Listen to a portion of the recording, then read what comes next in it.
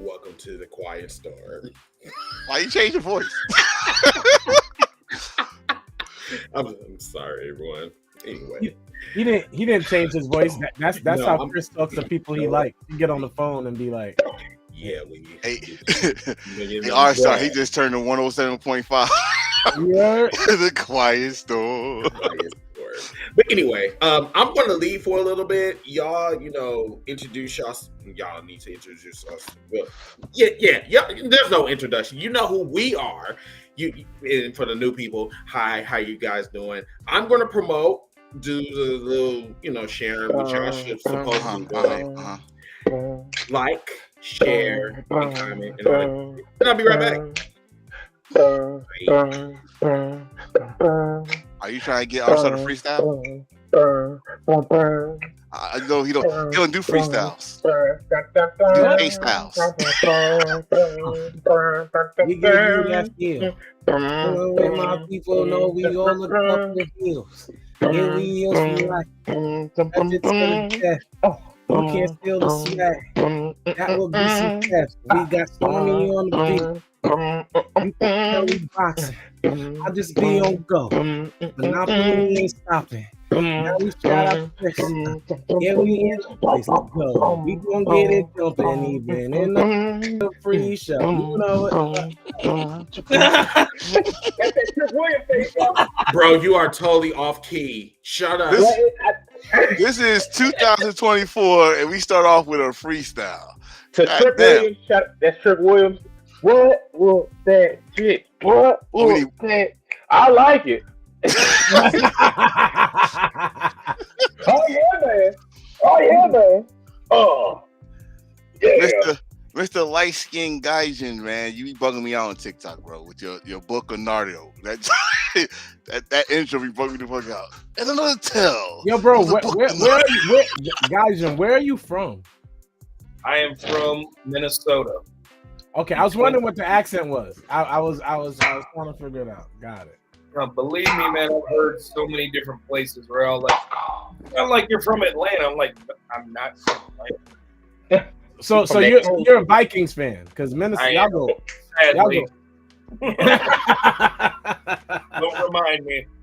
The only team I know that was sixth in the seeding and then lose 3 straight and completely out of it. That's crazy. Don't worry. Me and R-Star been out since fucking week 5, so we are. Yo, bro, don't bring us up. Don't bring us up. I was out week 1. Yes, yeah. You've been out since there 2003, man. We was out week 1. Shout out to Willis Wheeler. Yo, and the crazy part is, I think a lot of that was like on beat. Like we're gonna have to play that back after the show. What? I like it.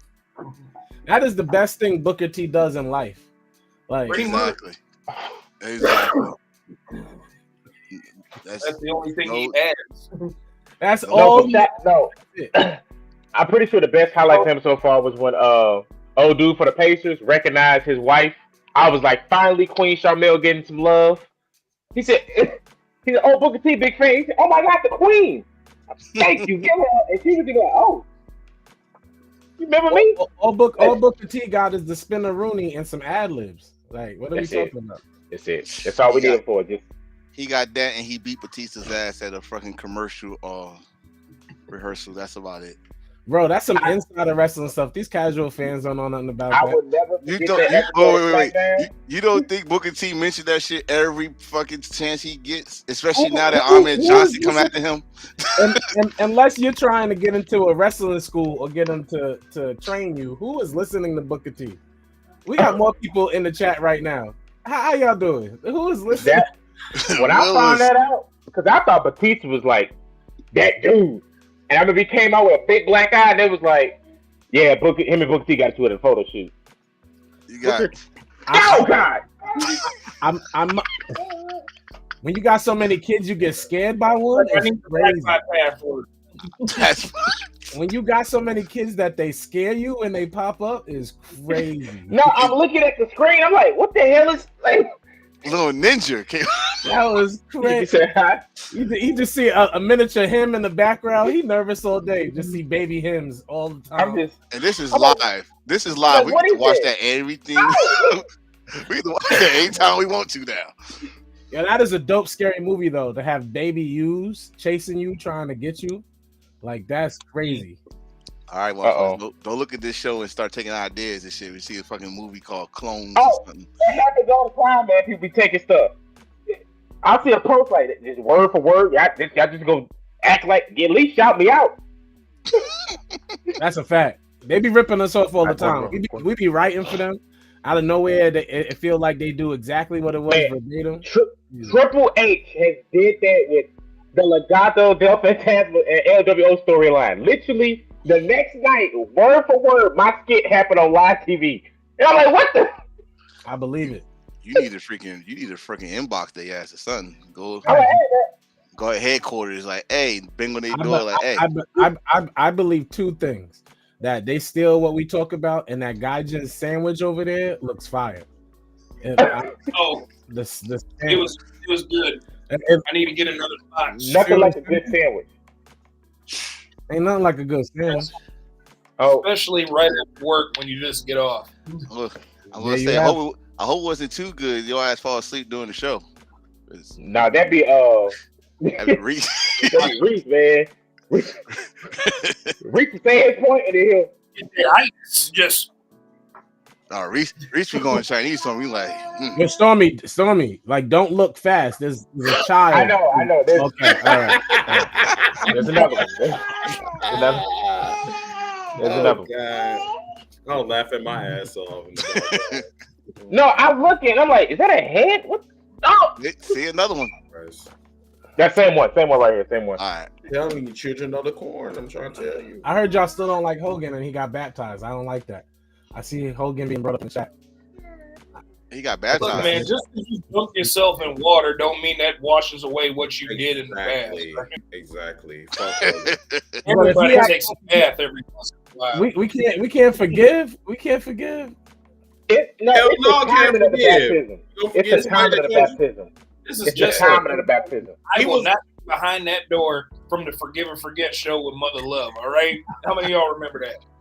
He was like, "I baptize you, brother, in the name of the pythons, in the name of all the Hulkamaniacs out there. I baptize you, brother." With his do rag on still. Hey, now this is trademark. You can't take that off. All right, everybody. So we're gonna get ready to start. Okay, so no more playtime. Okay. Remember to like, do what y'all do. We are at 480 subscribers. We only need 20 more subscribers. So please let your friends know about us. Tonight's show is going to be a hilarious show, but we got a lot to cover. So if there's anything that we have missed throughout the podcast, please let us know.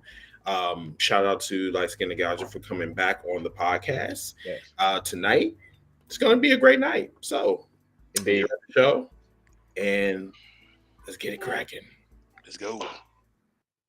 Let them feel that heel heat. Heels for like. What happened? Wrong one. Initiating system 1. Wild card. Stormy. DJ Red Flags. The Holy Hill. Rockin' Reese. 8-Bit. The Real Garden. Ziggy the Beast. El Jefe. The Enforcer. System 1 loaded. Let them feel that heel heat. Heels for like the club, yeah, it's too sweet. Boots, we put heels to face. Check your heels for life, everybody's great. Oh, it's start time. Shout out Chris the founder, an amazing brother. Number uno, wild card, but never changing colors. It's Mr. Team, bring it, let the guy flex. BB boys to UEGT, tease, but I digress. Ziggy the babyface on a heel show, producer of the year, plus a vet with a steel toe. Ziggy the beast, play stops with T.O. The heel they love to hate, more shots than Tito. DJ Red Flags, nah, you shouldn't challenge him. And the enforcers, the black on Anderson, Mr. Attention Getter. He is the attention. Now it's getting stormy. We make great impressions. Said Rollins ain't a problem, it'll sound trippy. Montez 2.0 from the Mound City. I know what you're thinking. What a great team. And it's been Heels for Life since 2018. Let them feel that heel heat. Heels for Life the club, yeah, it's too sweet. Big boots, we put heels to face. We are Heels for Life, everybody's great. Let's go. We're at the SmackDown Hotel having a cookout. Rockin' with Reese, encyclopedia books out. We need that all sports talk. This is a Reese cap, cooking with the real Garland. What's the feedback? The only double J he respects is me. I was a tweener, played the middle like a referee. No more bearded baby face, I'm the holy heel. King Ace on the printer like I know that's real. He's 18-bit. With that Macho Man flavor, all my 16s bit sound like we're playing on the safe. We keep it raw in a Monday, and Alex brings that nitro to a Sunday. El Jefe, the heels don't give an FA. Eddie had La Raza, me I got El Gente. We be the face without the foundation. It's the Heels for Life podcast. Stop hating. Let them feel that heel heat.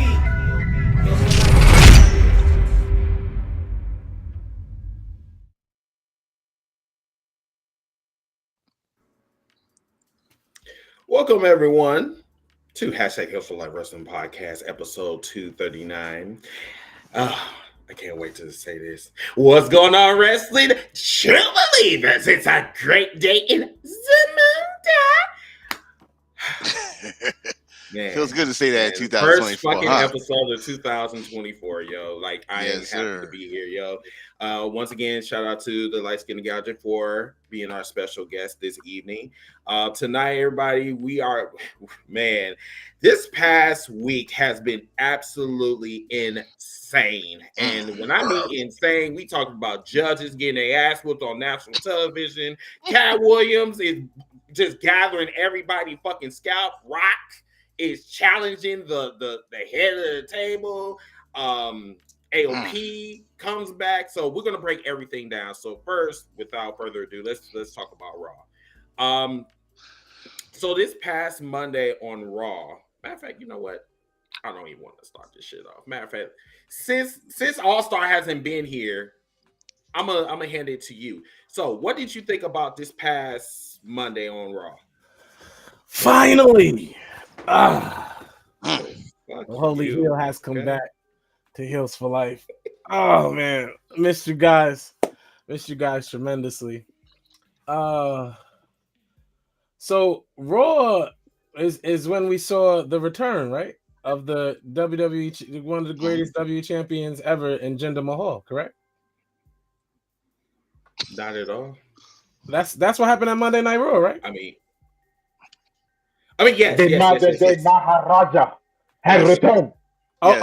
Are we not giving Jinder Mahal his props for doing his job so well on Monday Night Raw? For what? Being a jobber? Do you? No. He was a pawn because everybody thought they know everything. He came out, everybody saw silent. What the fuck is this? And then he, played it off like he was the fucking WWE champion that they was talking about. And then bam, in mid talk while he talking his language, Rock comes out. Everybody like, oh, you motherfuckers, they got us. What the Rock is cooking. Ding, ding, I don't know why I'm the one to talk about this, because I feel like The Rock almost botched a spine buster his first time in the ring in years. So and he was out of breath. Yeah, he was winded. And he was super winded from. Hold on, let me get a microphone. Hey, San Diego. I got the water. The Rock's gonna need somewhere to eat. Yeah. And when The Rock gets his plate, he's gonna need somewhere to sit. So The Rock sit at the bar. Should The Rock get a booth?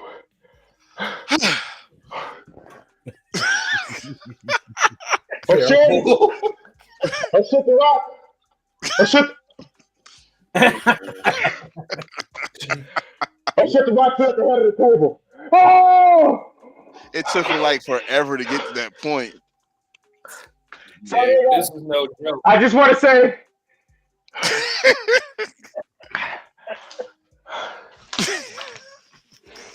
Yeah, catch your breath. I just want to say that.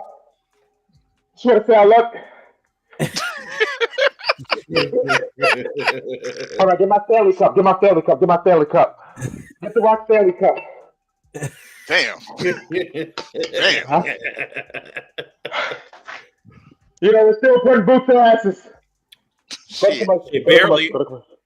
Take the boot out. Okay, first of all, let's be clear on two things. Get my fries. Get my fries. Let's be clear on two things. One, the Rock is only in wrestling because of Black Adam. Because Black Adam flopped, and then Hollywood would not let him back in. He tried 1 year because he should have been back last year. He thought he was going to find something if he tried another year. He got nothing. Nobody. No one's interested. The only person that wants to work with The Rock is Kevin Hart, and he's too busy doing other things evidently at the moment. Right now, he's like the Netflix top guy right now. He's the Netflix guy. The only thing that we know that The Rock will do in Hollywood, unfortunately, is I guess the sequel to Fast X or something that posts. No, he's getting Hobbs and Shaw too. I don't want to. Sorry, they really go do a part 2. Yeah, that's what they're doing. They're not putting him in the movie with Vin Diesel. So, did you see Fast X? I don't want to spoil anything. Yeah, go ahead. Okay, this whole show is a spoiler. What are we talking about? Okay, so at the end of Fast X, we learned that Jason Momoa's character is coming after The Rock next because he said Vin may have stole the money, but you took the shot. Remember Fast 5, he killed the dad. Rock. So he was like, he said, hey, he may have did it, but you pulled the trigger. I ain't forgot. So we're going to get Jason Momoa versus The Rock. Okay. So while we're doing two separate movies, I mean, because in Vin Diesel's and Rock contract, remember when they fought, in both their contract, they got to set up they can't lose a fight in movies. Legit, both of them got it. What? Think about it. Have you ever seen Vin Diesel lose a fight in a movie in Fast and Furious?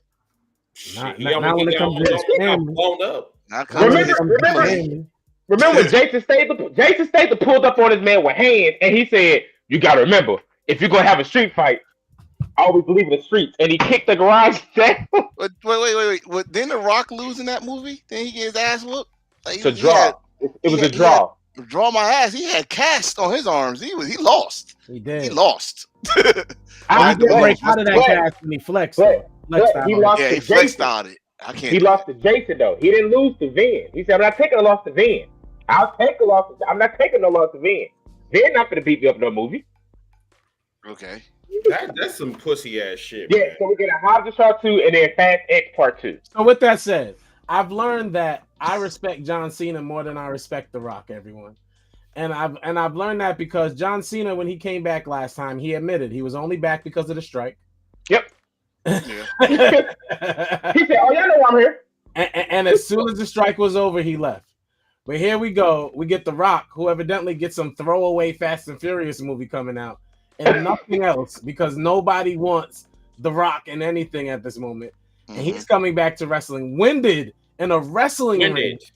After he did 2 moves. Fight with Jinder Mahal. Rock, I love you, but you did 2 moves, bro. You did a spine buster the wrong way. You go to hard cam, and then I'm looking like that elbow did not look. That's what I'm saying. Jinder was literally trying to lead The Rock to the hard cam, and The Rock twisted him the wrong way. He did. Oh, and then Jinder didn't even sell it. He just rolled out the window and walked up the ramp. He left. Did y'all see that? Jinder rolled out and walked off. I would too. I don't believe y'all had me out here for this shit, bro. Man, I'm like, no, he got paid. He like shit. I'm gonna get my ass whooped by a 51-year-old, and he don't know what the fuck to do. I'm trying to do. All right, fuck this. I mean, that's the whole motto in the WWE. When a big star comes out, you're supposed to be trash. You're going to get trashed, and then you just go back to catering like nothing happened. Nope. I mean, we call him Jinder Get the Bag Mahal, so you know. I don't call him that, but Hey, Jinder gonna get the bag. I don't care what. Jinder is gonna get that bag.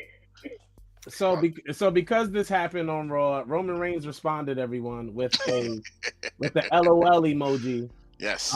Immediately, actually after this promo, if you want to call it a promo, he got an LOL emoji, which is apropos to use a vocabulary, my word of the day, because not a fan in the world thinks The Rock will beat Roman Reigns. There's not a person in all of wrestlingdom. It's not one. Now remember, everyone. Stormy, I do not think The Rock is going to beat Roman Reigns. I do, and I'll tell you why. I'll tell you why. I'll tell you why. Go all the way back to Battle of the Blue Eyes White Dragon at the castle when Solo revealed that he was sent by the elders, and his plan is always do what the elders tell him. Just leave that out there. That's the only way I can see Rock getting a win is if Solo gets involved. When it comes to that match, it's gonna be it's the money match. It's gonna be the money match, but it's not people. I'm gonna tell you this right now. It's not the match y'all think you're gonna get. You're not getting the 1998 Rock. You see, you just talked about. I'm sorry, Enforcer. Go ahead. Are you trying to tell me The Rock was ever a great wrestler? Oh no. What I'm saying is What I'm saying, he's not. No. Time he was a great talker. He's a great talker. He was a great wrestler. Hold on. He was smooth. Stone Cold. So he was smooth. But he also had the 5 moves of doom too. But yeah, but he kept my attention. That's what I'm saying. I get what you're saying. You can't do a super punch and say, "Oh yeah, that's great." You know, no. I get what you're saying. But this is what I'm telling people right now. You think you're gonna get that Rock with a Roman Reigns right now? It's not gonna happen. It's not gonna be. And it's definitely not gonna be the main event. But you know these WWE drones think that Rock is 1998 Rock, and it's just not. Y'all, the fact that y'all are wrestling fanatics and acting like 1998 Rock was a good wrestler. Ooh, like it is not. Okay. There are versions to this.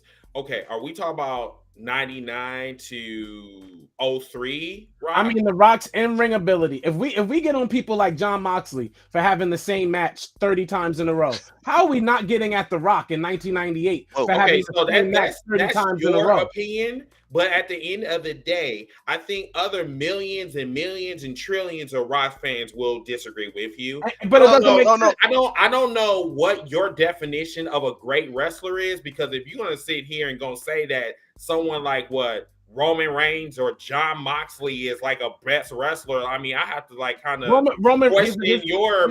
Here's the thing. Here's the thing. Roman Reigns is not a great in-ring wrestler. So what's your definition of a great wrestler? A great wrestler. A Chris Benoit is a great wrestler. Okay, I'll get that too. Is a great wrestler. A Seth Rollins is a great wrestler. A Will Ospreay is a great wrestler.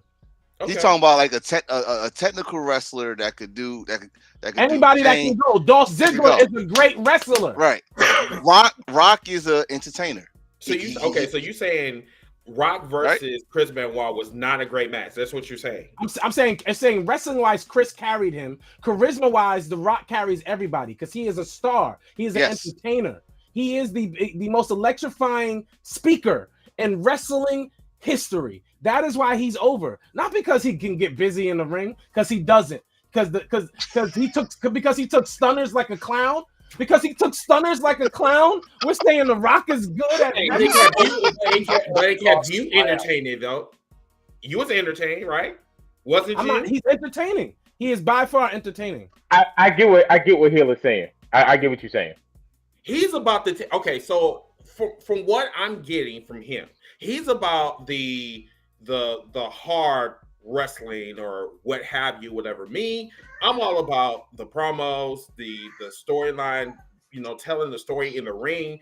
I mean, if that's what he wants, the Bret Harts, the Chris Benoits, the Kurt Angles, that's cool. I like them too. It is possible to have both. Brock Lesnar, even though he does the suplex over and over and over again, is a great wrestler. Like I've seen times where that man can grapple and he does certain things that show me he knows how to wrestle. The Rock has never showed me he knows how to do anything else than his family's moves. That's Not all even he that.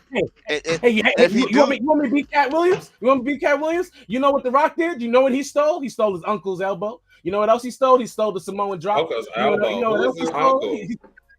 Don't forget the Well, ugly if ass that's the sharpshooter. case, Don't forget the ugly ass sharpshooter he tried to He do. stole everything he did. The spitting in the hand, he stole that from his daddy. That ain't his either. Okay, if that's the case, then we're gonna have to give that same energy to Stone Cold Steve Austin when he stole that shit from Disco Inferno No. He stole from Mikey Whipwreck from ECW. or whoever. There you go. I mean, if we're gonna do that, we need to give the same energy to them too.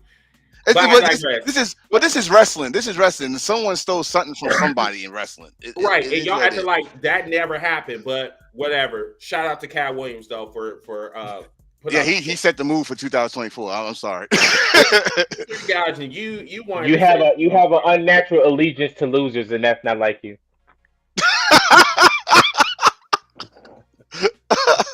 Who are you talking to? No, that's Cat Williams. That's the Cat Williams line. I'm just saying to everybody. I done seen everybody come on this damn podcast and act like we just not gonna talk about those levels to that Fatu family, but that's just me. You stupid. Light skin gouging. What's up? You want to say something? So, Holy Heel is correct when it comes to The Rock's in-ring abilities. I want to divert the conversation to, you know how we talk about who's on your Mount Rushmore? Mm-hmm. Well, there's different types of Mount Rushmores. You know, you have your Mount Rushmore of promo guys. You have your Mount Rushmore of wrestlers. You have your Mount Rushmore of storytellers. You know, when everybody talks about who's the best wrestler and who would be on that Mount Rushmore, does anybody really have The Rock on that one? No. If we talk about just wrestling, right? Yeah. To me, when you say who's on the Mount Rushmore of greatest wrestlers of all time, I'm not just talking about their in-ring work. Mm-hmm. I'm talking about how they are in the ring, how they work the promos, how they're able to draw crowds, how they're able to basically sell their character when it comes to selling merchandise, when it comes to having a connection with the crowd. You know, how many times have you heard, people just randomly woo out in public just because somebody's wearing a Ric Flair t-shirt? Or just doing a period. How many times have you too sweet at somebody walking down the street and they're wearing an NWO shirt? How many times have you told, a teacher to suck it, because she said the DX t-shirt was inappropriate? That's what I'm talking about. Great overall wrestlers.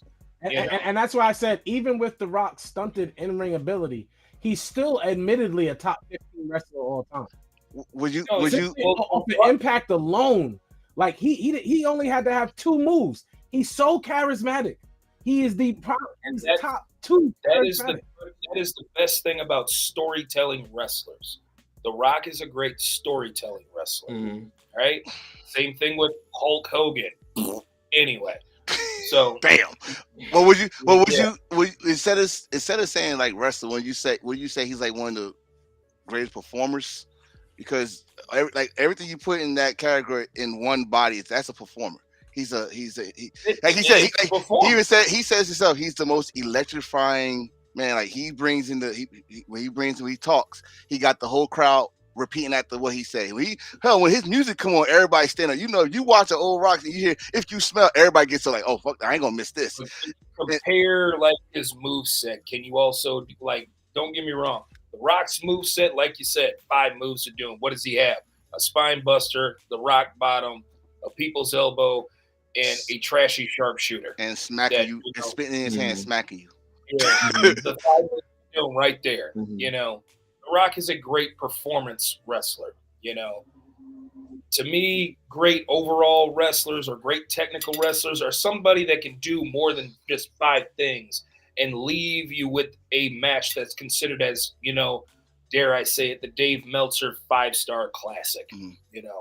I know it's such a dirty thing to say Dave Meltzer and stuff, but, half the people who are basically in the wrestling critiquing business pretty much copy his style. They jack his flow. Let's just keep it a step. HBK said that the disrespect of The Rock is unreal. HBK, first of all, three things. I think HBK is actually higher on the list than The Rock. Shout out to Shawn Michaels. Number two, we are not disrespecting The Rock. We're being honest about The Rock. And my friend that y'all keep calling light skin, who is definitely more of a Carmel, my friend Carmel Gaijin. I don't even know why he even call himself light skin, but I digress. Because he's not. I have light skin friends. He's not light skin. He is by far telling you the truth of The Rock's greatness as a storyteller and overall. And that is what makes him great. But there's no way anyone could dispute me wrestling wise. And we just say wrestler, say performer, say entertainer of all time. Cool. If you say wrestler, I got so many. So many. Let's put it like this. Objectively, can you name a Rock match that you would consider of the top tier of any other wrestling match, like an Okada or Omega or a Gargano, Andrade? What was another 5-star match that was highly ranked? Rock versus Stone Cold 15. I was gonna say 17. I was gonna say 17. I would say 17. I would say 17 before 15. I'm gonna say this. Rock. Watch this. What? Even though we just said Rock and Stone Cold, but everybody remember more. Which one you remember more? Rock Stone Cold 17 or Rock Hogan WrestleMania? Just because the two names, not the match though. Just the name value. Everybody because the reason why I say that because that in that same show was Triple H versus Chris Jericho for the Undisputed title, but they talk more about. But they talk more about Rock Hogan than they talk about a title match that was made. Rock and Hogan get talked about. Was that match anywhere near good? No. It was impactful because they were two icons. Right. It was nowhere near good. That's what I'm saying. It was more of a namesake match than anything else. Like, you only remember that match because it's Rock Hogan. It's two of the biggest names of their generation. That's why we remember. And that's what I'm saying. But that match, even though it's Hogan, but it gets more talked about than the classic that we saw with WrestleMania 17 with The Rock, the storytelling, why the hell Vince McMahon was out there. We could go play by play with that match, and we know how good that match was.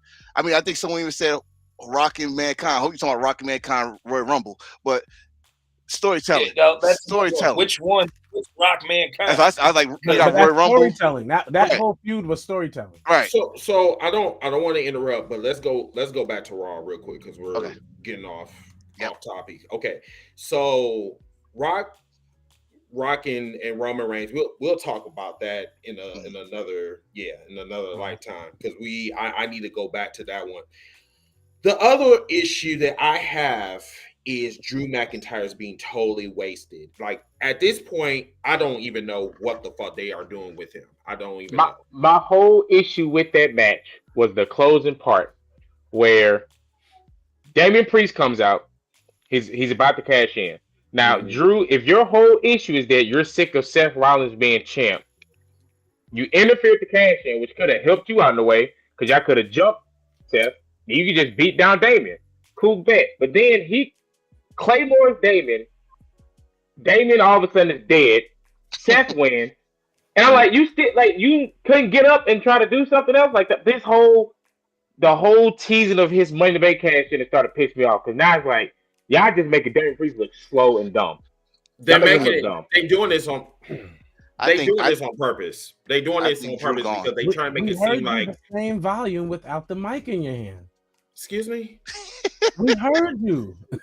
First of all, just because you can't afford a mic, don't come for me. I'm sitting in front of a mic. If it's my green screen takes it out, I have a microphone.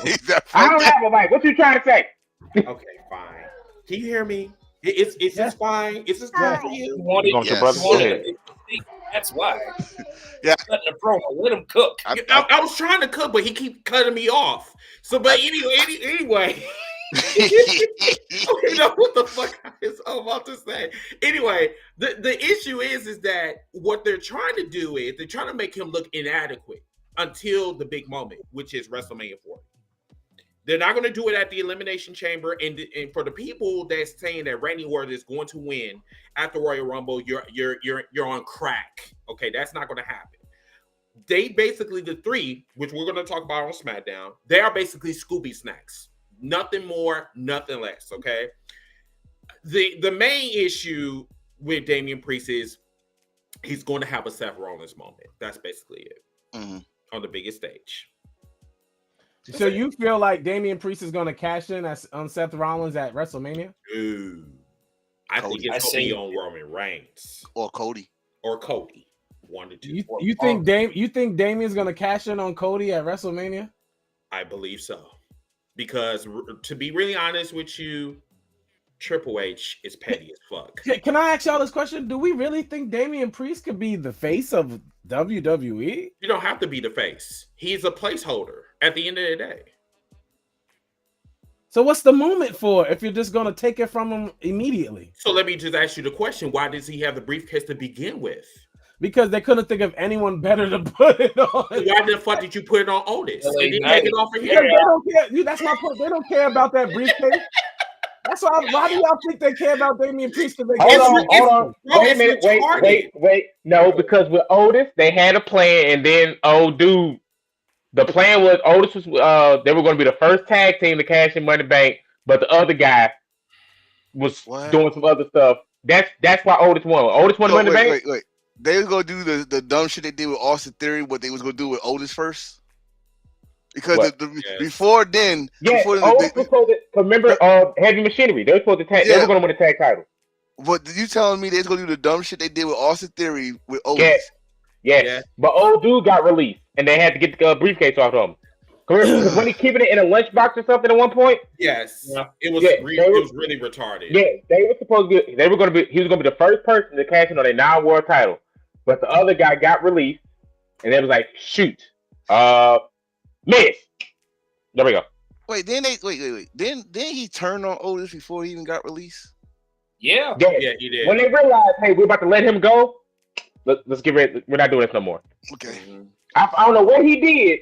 Because it was like, remember Otis, where he bagged Mandy, kissed Mandy on TV, shaking his chest, doing worm, knocking himself out on TV, and everyone in Dark Order 2.0 is more over than Damian Priest. True. You will not let this go, will you? True. Wait. Why? You want to know why you called him Dark Order 2.0? Because that's what they are. I feel like Dominic should have won Money Bank. They just happened to get it over. They didn't lose a member tragically, so they kept going. I hate you right now.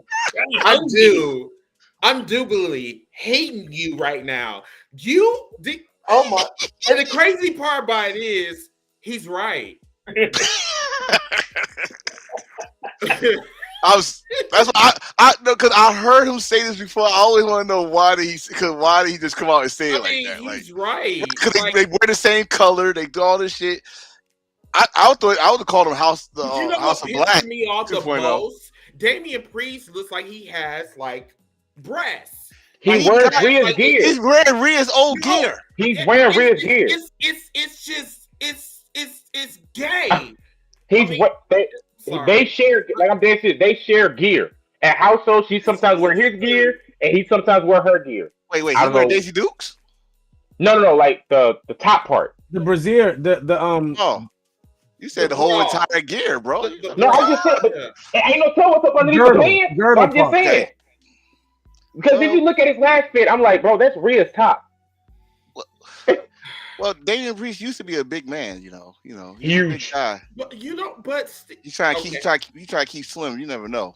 I don't know. I'm gonna move on. Oh, did anybody else have anything else to? Oh well, one thing with they tried this thing with Nia Jax and Becky Lynch in the first match of the night. It was fire. Yeah, don't say fire. No. I ain't say that. I said they tried to do this thing with the fist. If you watch anime, you know what Nia Jax did. She said, hey. And so the thing I'm talking about is at the end of the match where they trying to recreate where Nia Jax broke her nose. Yeah. But her lip up. So they're trying to get her over. That's what they're trying to do. They're trying to get her over. And the match was good, and I think the Nia's right decision. Over for me. I just want to say that Nia, this is her best. This is my favorite Nia right now. That was her best I mean, match. what did she do that made her? You don't think that was her best match? It was the fact that if you and we've been ragging on it. So this is what I say about us wrestling analysts. We have to notice when things are shifting. All the women's divisions that we rag on are kind of stacked right now, in everybody's organization. Everyone's organization got stacked women's divisions right now. And the fact is, if they are able to, they have to give them TV time because there are a lot of actual stars, like female stars, in these divisions now. So everybody's giving, regardless of how little it is, they are giving time to the people that they consider the top tier of those divisions. My only thing with Nia Jax is, why isn't she on SmackDown so they can do like a put her in the bloodline? Well, one because that was a match that we supposed to have had before she got released the first time. We supposed to have got the Becky Lynch and Nia Jax story because that was everybody's thing. Becky Lynch did not get over it until she got the broken nose, but she never got the match. Also, y'all got to think about it. Ronda Rousey is gone and Charlotte is gone. Like, Becky needs a good match for WrestleMania season. She needs a good feud. She needs something that makes sense. Yeah, because they're saving for her and Ripley. I think. And speaking of Charlotte, there was some news that broke out earlier today that her knee injury is worse than we actually thought, and they're saying she tore everything. Yeah, it's a possibility that she's talking about retirement. Yeah, because first she was out for 9 months, then they said a year, and now this broke today. This was breaking news today. It's an ACL and an MCL and the PCL. Yeah, she put out a video yesterday. Her range of motion is very limited. I think every L in there, she tore it. Yeah. So I mean, this is why it was way too many moonsaults. I'm trying to tell you. Said every L in there, she tore it. Right. You know what? When you look back at how she got injured, it's one of those freak injuries like that you just don't expect. Yeah, I mean, if you watched the Aaron Rodgers and Kirk Cousins injury, all they did was plant their foot. Something that most of us do pretty much every day. Aaron Rodgers was the curse of the gods. That was them like, you shall shut up. We can talk about it. Hey, Chris, how you feel about them Packers? And his I mean, I have a team that won. Unlike you. Hey, we won. But we do have to go to Dallas, don't they? Unfortunately. Oh. Yeah, and the thing is that they have not beat us since 2018. And we were the underdogs, but I digress. Hey, you know what? I'm a Vikings fan, so either way, I'll be happy if one of them. Man, let me just say this, right? Don't worry about it. We trying to figure out how we finna spend that Rams money anyway when they left. So, hi. well, happy trails. I can't. You do what you gotta do. They asked the city, "Hey, St. Louis, what should we do with the Rams money?" And I stood up at the meeting. Can I get some of it? I don't care what can I give me some of this money because my streak still ain't fixed. Here, go buy a sandwich. So let's move on to SmackDown real quick. So SmackDown. Give you guys like the little breakdown. So Kevin Owens versus Logan Paul. They're gonna be fighting at the Royal Rumble for the U.S. title. This one part. Me and Stormy was talking about this. So Bobby Lashley and the Street Profits still don't have a name. The faction is not. It's not working. People need to understand that this. Right. They look like they work for student council or some type of shit. Like I mean, I don't get it. But Bobby Lashley said that 2024 or 2023 did not work in his favor. 2024, him and in company is going to get championship gold. And then he got beat up by white privilege. Exactly. I like so this is where AOP comes out. AOP carrying cross. I don't get that. And the whole building said, "Who is this?" This the fucked up part about that whole thing. The last time we saw AOP was 4 years ago, and they was in suits, and they was with Seth Rollins. And then when they come back, what you do is go back to the NXT days. You bring back Paul Ellering, who looked like he don't even want to be there. And then oh my god, it was dead. It was. I don't care how many times you watch on YouTube. That was fake audio. It was dead silence when they came out, and I was like, "This is the same thing we did when they started Dark Order 2.0. This is the same thing we did when when they started the last faction we didn't like. And watch how this faction blows up. Go ahead and talk all this. Mark this episode, because in 5 months." We're gonna be talking about they should put the belt on Karrion Kross because white privilege. This is Karrion Kross. This Karrion Kross last shot today. We're not doing this. First of all, Karrion Kross has been trash for the last 3 years. Let's not just because he got some niggas that's surrounding him now. They're not that. Don't call them that. They're not that. Pause. I know that you holy, and I understand. You know what? I'm not going to even come for you today. What I'm going to do is I'm going to continue with my take. Now, the thing is, do not sit up here and act like Karrion Kross is like God now or whatever because he got niggas surrounding him. The man is still trash. Nothing is going to come about this whole situation. The only thing they're going to say is, yeah, they should go after the tag team titles, but that's it. But I'm going to just tell you this. Karrion Kross is on his lifeline right now. Mm-hmm. He is on his last leg. This shit does not work out for him. Excuse me. If this shit, his voice is gone. If this shit does not work out for him, he is done.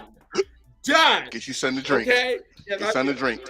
All I'm saying is Karrion Kross and those dudes, Karrion Kross and his friends, they came out and canceled Abbott Elementary. And Abbott Elementary shouldn't be playing on SmackDown anyway. So they came out and said season 1. But doesn't this go light skin and gouging? I need you to back me up on this. When you two for me, Warrants, you fucker. I want you to understand. He's here? No. I'm going to send this to him. Remember when you were talking about storytelling or some type of shit, right? And you saying that they need to storytell and all this other BS. Oh boy. What the fuck is that? What is that? You basically put Karrion Kross and AOP together for what? Random purposes? Or like what are we doing here? You know what I'm saying? And then on top of that, it pisses me off that WWE fans sit up here and they look at the AEW product and they be like, who is that? Who is this? Who is that? And then they look at fucking AOP acting like they're foreign motherfuckers. Like they don't know who the fuck they are. They weren't in the company 4 years ago. But this is the thing I've been talking about since when they bring people back and they try to go, all right, when they come back and they try to put the NXT thing on them after they already was on the main roster on some other stuff, it's like the thrill is gone already. So you gotta exist. That's what I'm trying to understand. Well, I love NXT. We're not gonna do this. I mean, that's cool that you love and you're moist over it, and that's fine. But at the end of the day, I want my question to be answered. Why does NXT exist? NXT exists for the purpose that it has. I can't tell. Because you don't watch NXT. It doesn't, bro. You're right. We're not going to do this today. Once again, AOP came out and motherfuckers didn't even know who the fuck they were. So my question to you is, if you are a WWE fan and you claim that you watched the product, how the fuck you didn't know who AOP was? It has nothing to do with being a WWE fan. My point is I enjoy NXT.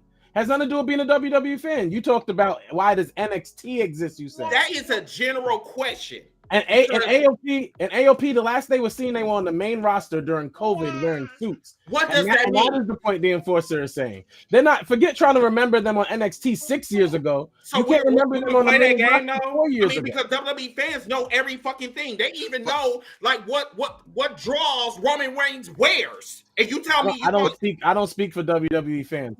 Okay, so this the thing. This the thing we need to address because this the thing. Hold on. Wait. Thank you. No, because you ain't cooking. I'm trying to cook. My whole thing is that they should know who is on the fucking roster. We are in the same company, correct? I mean, I'm just asking questions. But anyway, go ahead. I was just saying the thing is when people in NXT and they were successful, when they was kicking their own main roster ass, we all agree with that. the thing is, if you notice, if you watch WWE for a long time, if they did not create it, they gonna take it and make it their own creation. Everybody that came over to NXT had to do some type of change or makeup to fit the mold, or they had to work on their character. That's why when AOP came up, the first time they came up, the first night they got rid of Paul Aaron. You gotta remember, they beat whoever the fuck they beat over the ring, and then they got rid of Paul Aaron and replaced him with Spud, dude from Little Spud, which didn't make no damn sense. Then they didn't know what to do. And they had him peeing his pants during matches. Peeing his pants because he had Big Show on him. And then they changed it to be a henchman for Seth Rollins and the Messiah thing. After that, they was gone for 4 years. Now you're trying to bring them back to the old NXT days. Motherfuckers don't remember that shit. Just like Hill just said, if you don't remember 4 years, you definitely gonna remember 6 years ago when they was dominating fucking NXT. So now you gotta repackage that, and then you gotta try to save Karrion Kross' career because that shit was dead the first time he came back. Karrion Kross is beating up black people right now. So let me piggyback off you though. The issue is y'all went away. What made the issue is they went away. What made Karrion Kross work? What made him work was he was the mysterious dude. You get the hourglass, he's kicking your ass. You look at his wife, he's kicking your ass. When Karrion Kross debuted, he literally knocked out Drew, looked Roman in the face, gave the hourglass. Everybody flipped out because like, oh snap, he just targeted Roman. His whole thing was, if I give you the hourglass. The next week, they followed up with, Scarlett said to Jimmy, tell your cousin, watch his back. Scarlett on live TV said, tell your cousin, watch your back. She didn't say Tribal Chief. She didn't say Roman. She said, hey, tell your cousin, watch his back. After that, Karrion Kross got us in strap matches for no reason with Drew McIntyre over and over. You killed it. Because us as fans, like you said, Holy Hill, NXT, we know you get the hourglass, it's a wrap. You know, that's it. Every Karrion Kross fan, like, boom, he coming for Roman. This is it. And y'all killed it. Then, after all these losses, y'all still kept giving us the spooky aura of Karrion Kross with the tarot cards. Okay, that makes sense. Okay. He tried to save it himself. After a match with me, you lose your mind. Look at Shinsuke. Look at John Cena. They're not the same after dealing with me. Look at Ray. Your family turned to you. Okay, bet. If you're going to bring in AOP, who have been signed since last year, by the way, they've been there for a year. They have been there for a year. Mm-hmm. Keep it going. Let him drop teases. Let him tell Bobby, oh, you may have something, but I got my own Authors of Destruction. I have my own Paymakers. Oh, what is he talking about? Make me wonder. Don't let me get a spotlight. They come out, then he comes out, and I hear the crowd. I hear a kid going, who's that? Who is this? They're like, oh, I don't know what's happening. Then his new finisher is ass. He damn near dropped Bobby on his head. Like the pickup F5. He tried to do he tried to copy that new move that Penta is doing. Penta got a new move. It looked like he about to do F5, but like corkscrew drop you. It's fire. Karrion Kross shot, it doesn't work because Bobby, I love you to death, but in certain moves you can't sell for shit, and that's one of them. Bobby too big and he's top heavy.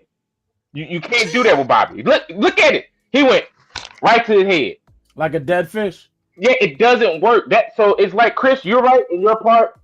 What they doing with Karrion, Forcer, Hill, y'all right. They tried to recreate the magic, but in the middle of trying to do that, you lost everything that made Karrion special.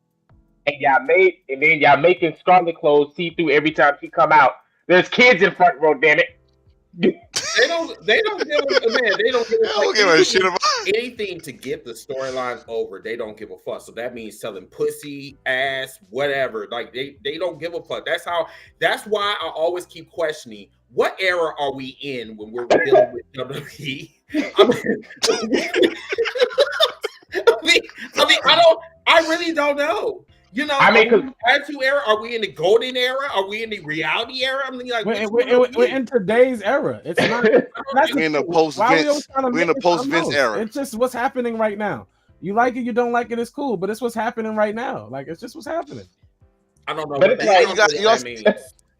you also got to remember this. You like they got a lot of shit to clean up right now. So I mean, it's not like the last year or so. It's not gonna get over. It's not gonna get over in just a couple of weeks. We're talking about a long time of bullshit. But the old way used to be you get a top guy to get over your BS. Like let's see how the crowd in there.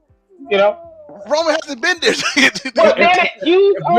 If we're being honest, the competition, yes, is great. We all say we love competition. It's great for business, blah, blah, blah. But really what it's done is overinflated every roster. Everybody's so crazy and so gung-ho to grab talent that now they have 10 to 15 dudes that could be world champion that either they're getting worked or they're sitting in catering. Oh, so now you have a problem. You have too many top guys. Cameron Grimes. You compartmentalize. They have 8 championships on every show. This is not just a WWE thing. On everybody, they have 1,000 championships and then 1,000 more people they want to wear these belts, and that's not gonna work. It's participation trophies. Yeah, that's basically heavyweight title. Also, I want to move on to Bianca Belair and Bayley. They announced their entry into the Royal Rumble, which I really didn't give a fuck about. What else? Royal Rumble gonna be fire. Yeah. But don't forget who's in that main event. What's his name? Who? Undertaker Styles. How you just gonna forget about AJ Taker? Damn, nigga, let me get to it. Goddamn. Okay, so anyway, the triple threat match was fire with AJ Styles, LA Knight, and Randy Orton. Okay, like that was dope as fuck. Then the Bloodline comes out, interferes in the match, and literally it backfires on them. So the match ends up in a no contest. So because of this action, SmackDown General Manager Nick Aldis, I believe. Aldis, yeah. He informed Paul Heyman that it's going to be a fatal 4-way for the WWE Undisputed Championship at the Rumble. So what do you guys think about that? I love it because at first I was like, how you just going to sit there and let them hijack your main event? But then at the end when he said, hey, tell your client we done celebrating. Fatal 4-way. Stormy, you're racist. Just because you dark skinned, don't talk over the light skin like that. Yeah, bro. I know. Hey, right? Rude. I got light skin, baby. No, you nigga. Here's a fact. Nigga. Anyway, go ahead. Go ahead. So I kind of like the way that they did that, where he announced it without the mic, where all you can pretty much hear, is him saying it in front of the camera. Mm-hmm. Like, okay, there are some people who have a problem with it. That's good. But to me, that's more of like a reality type thing, where you're just not doing it just for the show. Mm-hmm. You're doing it, because it feels real. Mm-hmm. Now, the one thing I didn't like, it's a triple threat. Triple threats don't end in disqualification. Why is this match ending in a no contest? I get it. Roman beat everybody down to the point where they basically couldn't move. That's lazy booking.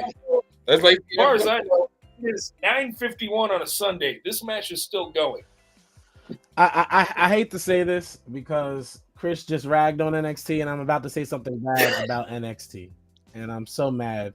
Oh, I'm a poor baby. But if we're talking about the worst booking of the week, it was definitely on NXT when Roxanne Perez won her match, and then beat up the girl after, and the referee reversed the outcome of the match. But how many times have we seen that? Though? That is the dumbest booking decision I've ever seen on television. Isn't the referee decision final? He already announced the winner. Right. If the winner and the referee's decision was final, it should have been done. Nothing. So this booking decision didn't hurt me at all. I think it's a great thing. I think the 4-way is going to be fire. I can't wait to see how they figure out to get Roman to win this. In some ways, because there's no DQ. It's a fatal 4-way. Right. Yeah. That's so you already know that. Listen, I know how they're gonna do it.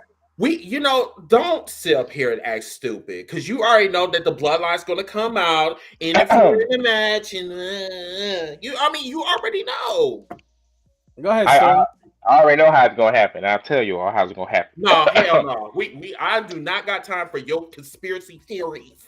He got a whole paragraph. Oh, y'all, this is y'all mark this part, okay? The match gonna happen. We got a nice, beautiful match going on. The Bloodline comes down. Oh no, Solo and Jimmy down. It's happening. What happens? Oh, the club comes out. Finally, the club has got some balls to stand up to the Bloodline. They get going. Everybody leaves out. Roman's standing there looking like, oh, wise man, what's happening? You know how Roman always talks to himself. Y'all gonna do this to me?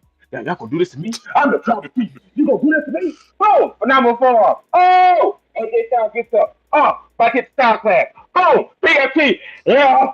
Yeah. I came out of nowhere. 1, 2, 3. Randy Orton is your new champion. What are you doing over there? He got a lot of time. I mean, he really does. Like, you drinking the Similac? Okay, so with his cereal. So let me remember this. No, because I did this before. I did when Edge did the I Quit match with Finn. I predicted exactly what's going. I'm about to do it again. I'm doing it again. I'm calling it. All right. So you do understand. You do understand that the WWE is very obsessive with quantity, right? Mm-hmm. You understand that, right? So where in the bluest of blue hell will you come up with this stupid ass scenario? Because look at all the layers, right? Look at the layers. We finally get the club stand up to the bloodline. That's layer 1 of this cake, of the storm cake we got going. So now then we get LA Knight, we get our swerve, we get the crowd happy. They're gonna be, yeah, this is it. Then Randy Orton with that nostalgia feel. Y'all know how Randy Orton used to do to us anytime we thought he was about to lose. And then out of nowhere he hits the RKO and he gets the win.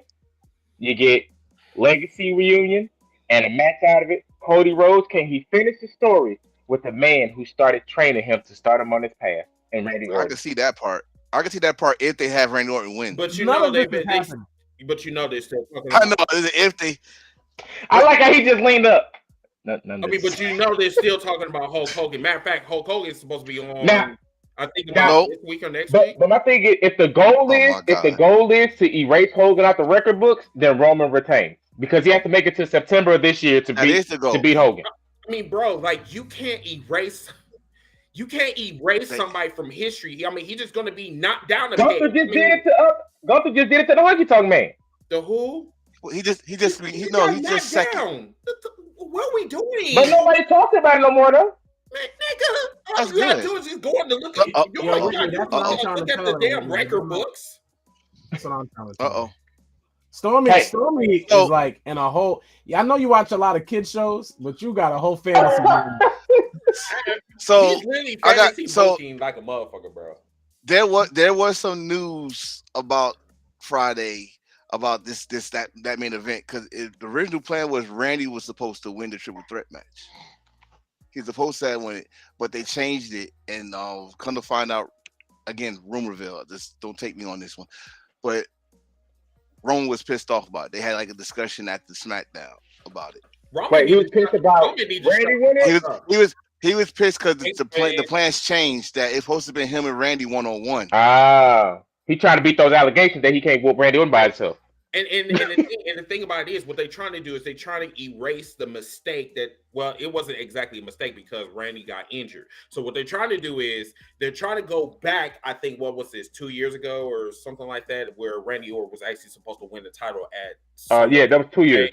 Yeah, yep. So I guess that's what they're trying to do. But I mean, right now, why would you do it in a moment where everything is like constipated right now? I mean, you got Cody Rhodes over here, then you got CM Punk over here, then you got The Rock over here, like, and then you got Damian Priest. Like, dude, this is stupid as fuck. But hold on. But here's the thing, right? And that's what I'm saying is happening in every company.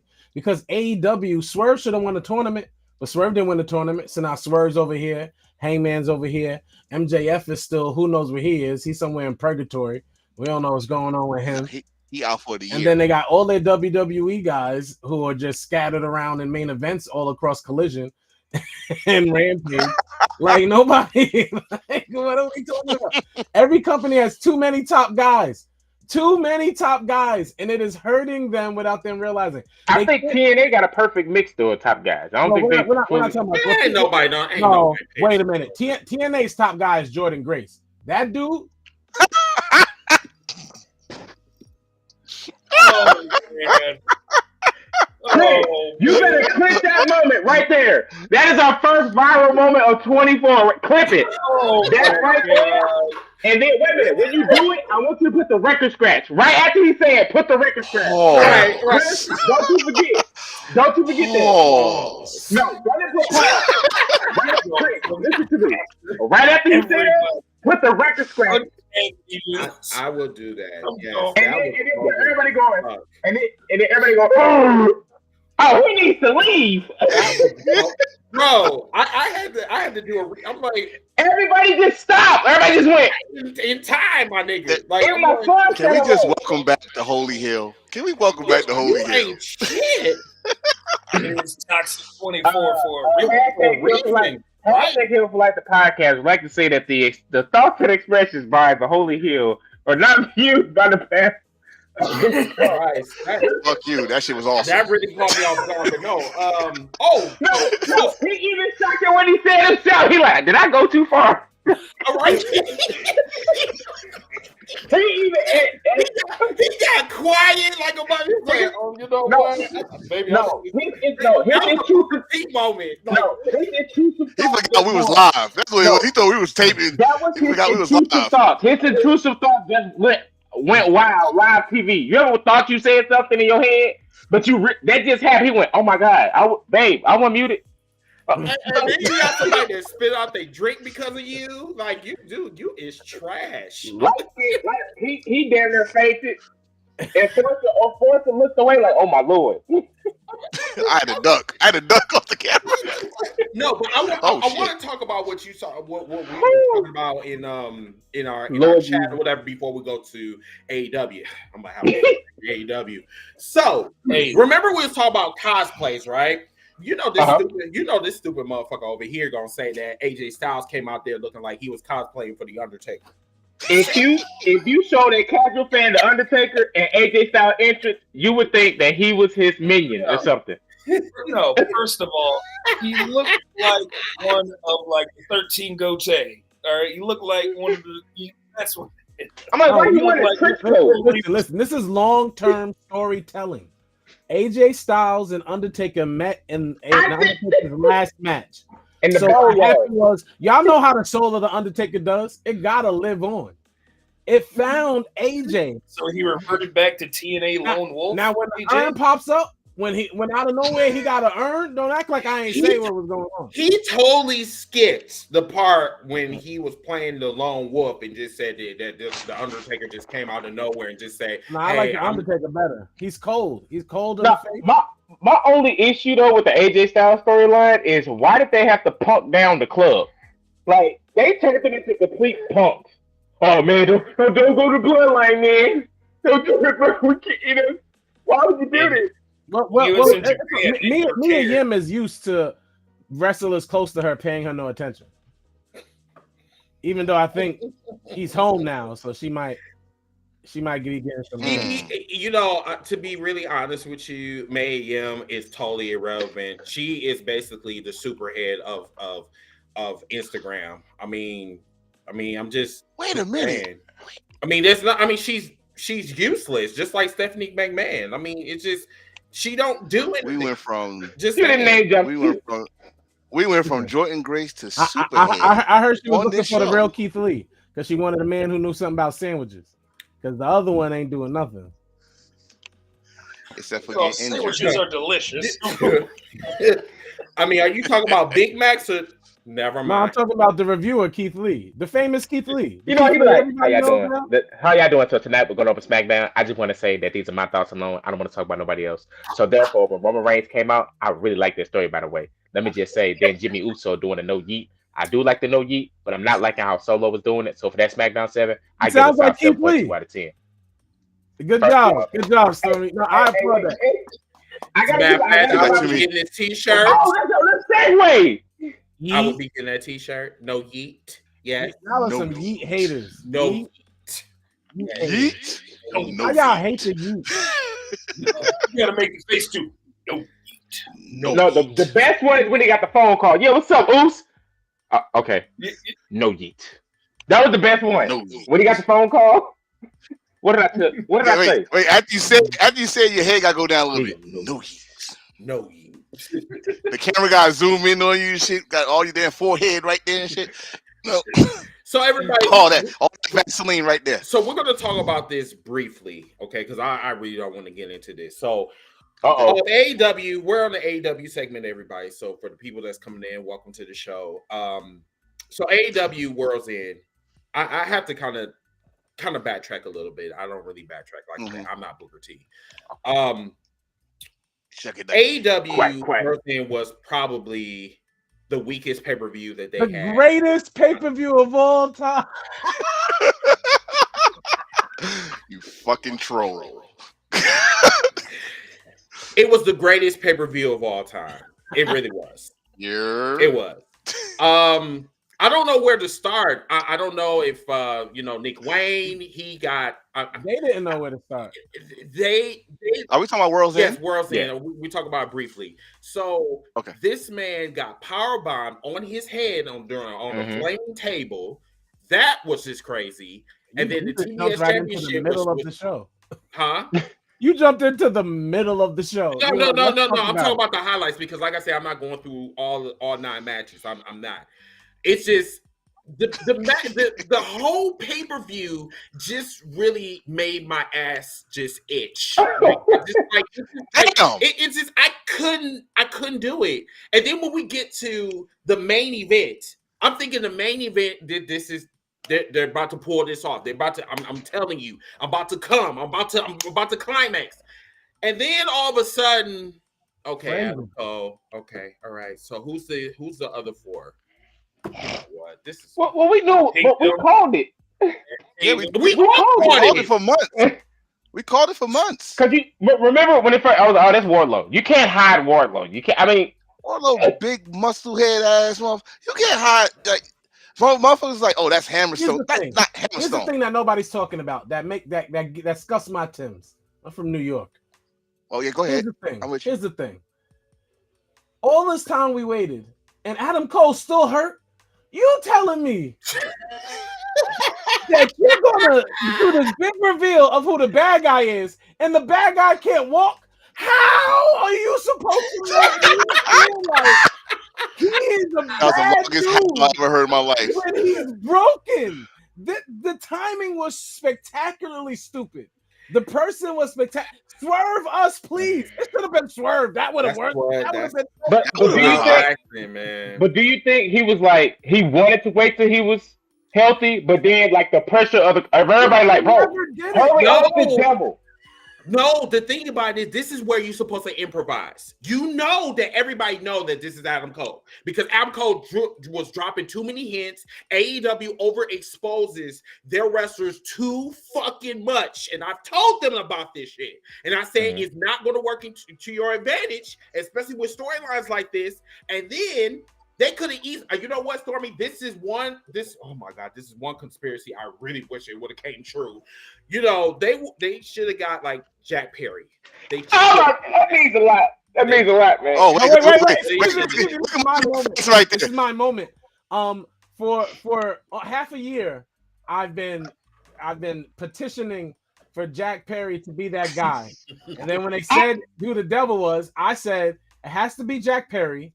Because how else would you bring back somebody who's been locked up all this time for some? Hell, we on the same wavelength. I literally been saying it's Jack Perry. I've been right there with you. No better way to bring back Jack Perry, but instead you give us this dude with all of his little, Chris says it, his little gay friends. Because at the end of the day, they removed all of the females from the group too. The dude Marie, she's on Ring of Honor. She's trying to manage some females nobody cares about on Ring of Honor, and then Bobby's actual wife, Maria Shafar, she over here about to start wrestling with John Moxley and Bryan Danielson and them. So the females they could have used aren't even around. They're like all of us. We're so tough. It's the nerdiest group I've ever seen in the history. I thought Bullet Club Gold were nerds. Those are nerds. Hold on, but here, in case you missed it. Yeah. The reason why I thought it was Jack Perry was because everybody. Oh, what happened? Oh, he cut the feed. Oh, okay. The reason why I said it was Jack Perry was because everybody was attacked with glass, and the last time we saw Jack Perry, he said real glass. So I'm like, oh shoot, it's Jack Perry. I see the Easter egg. Then Heyman got hit by the same car that he drove out in, and I'm like, so everybody like, oh man, I'm like, think about it. It has to be Jack Perry, right. And then Adam Cole like. if you want to go that level, go back to that 4 pillars thing when MJF was telling him like, "Hey, you're the worst one. I believe you're the one. You just gotta be a little evil. You just gotta bring the bad guy out of you," and that could have worked. Tony Khan, that could have worked. If you need a dope storyline, I know I may come up. I will give you I can save this for you, Tony Khan. You should have had Britt Breaker stand in his place if you wanted to do it. I also want to say we talk about everything on this show, and not near none of us, not even my friend over here, the Carmel Skin Gaijin, brought up the fact that Eddie Kingston is a Triple Crown champion. Because that's how much wrestling doesn't care about Eddie Kingston. I'm glad that you brought it up, and light skin, I'm going to bring this to you. No one gives a fuck about Eddie. Plain and simple. Eddie Guerrero, but not Eddie Kingston. And I'm going to tell you why. Because he's a fucking bum. That's why. He's a bum that no one cares about. He's an underdog, but no one is going to appreciate him because he does not look appealing to the champion's eye. So this man came out. I'm telling you, he looked just not. You're not championship worthy. You came out looking like you about to go to the tie lot with a whole bunch of play belts. Like, for real. Like, I'm sitting up here, I'm like, dude, this was not a good decision at all. But the crazy part about it is, about all of this, is that tournament was useless. It was just to put Eddie over because he wanted to be like one of his greats. You don't do that, especially in this day and age. You just don't do that. And then Tony Khan made him look like a fucking charity case. And that, I think that's why I'm just not feeling this. They did dumb endings to try not to sacrifice their stars in Jay White, Bryan Danielson, and Swerve. They had them do dumb things all the time. It was little misdirects so they could lose, or this, that, and it was so stupid. Eddie Kingston, unfortunately, bro, I don't care what you do. We will never care. Light skin, go ahead. So when they first announced this Continental Classic to pretty much have the same similar format as the G1, and I think a lot of you guys who've seen my content know, I'm a Japanese wrestling aficionado. I love Japanese wrestling, love the stuff that they do in Japan, Pro Wrestling Noah, Stardom, etc., etc. I was excited for this tournament, the Continental, the C2.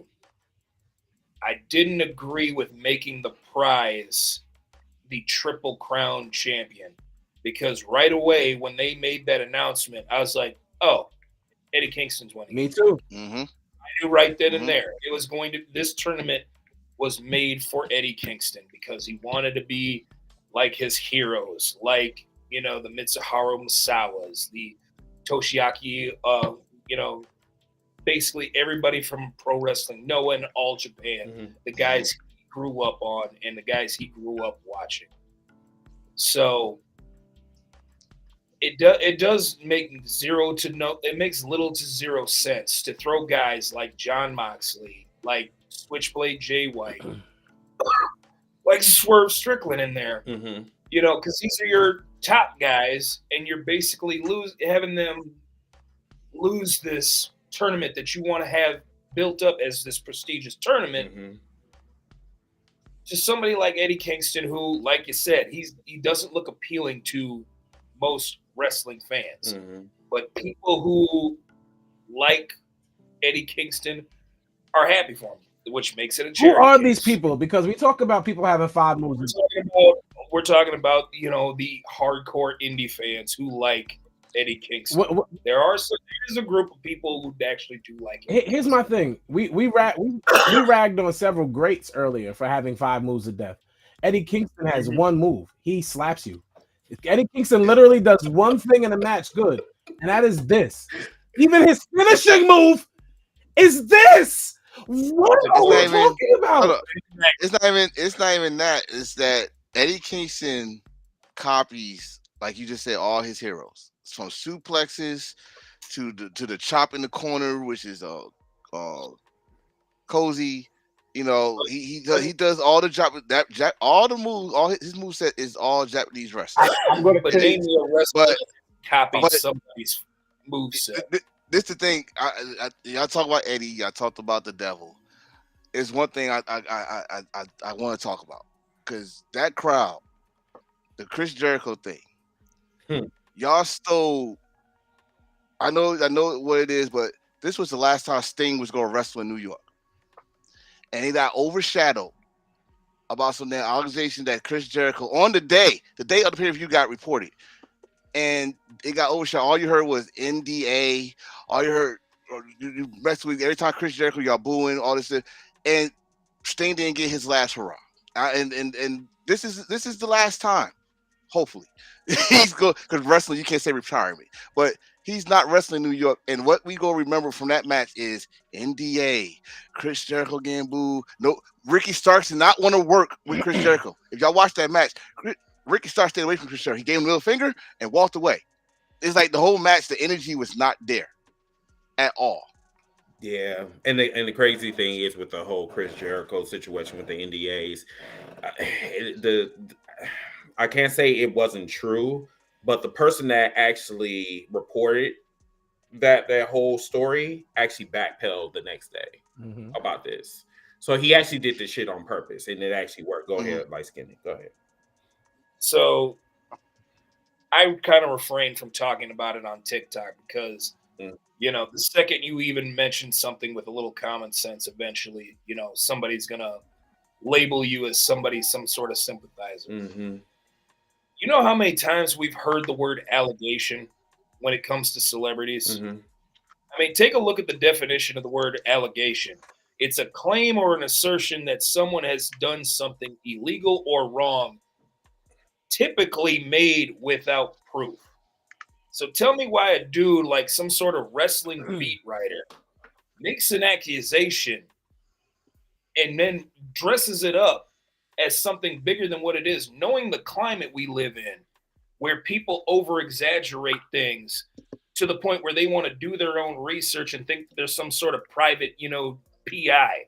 Number one, people who want to do their own sort of information and think that there's some sort of detective, you think you're Dick Tracy, when in reality, you're Inspector Gadget. Wow. Okay? Woo! First off, I do not care what Chris Hausman, whatever the heck his name is, I don't want to hear from him about this. Give me the people who are supposedly in the situation. Have them tell the story. Don't have it some wrestling beat writer who's trying to collect a check. Hey, so does this apply for Velveteen Dream? Very much so. That applies to him too. And the man was blackballed. As a matter of fact, I'm glad that you brought it up because we can bring it up and then we can talk. Before you get to him, the so-called with the apology that he did. Yeah, we can actually talk about it so we can get out the way. Okay, so Velveteen before the apology. Yeah, I was gonna say about the Eddie Kingston thing, or why people don't care is because we all saw him finish his story with Claudio Castagnoli. That's why. We saw him reach his mountaintop. It was done. That was why. And we're ready to move on. Exactly. Already. That was why. So going on with Velveteen Dream. Velveteen Dream did a 5-minute video. Was it 5 minutes? About 4 minutes. 4 minutes. Okay. 3 minutes. So what I got from that whole apology, I'm like, what was you apologizing for? You was never convicted. Like, are you really secretly saying that you did play with them little boy booty holes? Did you do? I think he's apologized for what happened afterwards, because remember, he got arrested for a bunch of other stuff too. It wasn't because I don't think he was apologizing for that. Also just his actions, because he went on. He was wild. Like the way he was acting in general. Okay, because like he should have like told us what he was talking about, because like he did a lot of apologizing to WWE. He was doing a lot of ass kissing and sucking, you know, and all that other crap. Because I'll tell you this, when they was taking over NXT before it became 2.0, Velveteen Dream in wrestling terms was Shawn Michaels and Triple H baby. He was their one. This was their first wrestler who they had a hand at from day one. They promos, his in-ring work, everything. He was a mixture of Triple H, Prince, and Shawn Michaels. That's what you got from him. When he did the call me up Vince on the back of his trunks, when he started a rivalry just off wanting somebody to say his name. When John Cena put him over. Because I think he got an interview. They was like, "Hey, who you watching the NXT?" Oh, Velveteen Dream, and walked off. I was like, "Damn."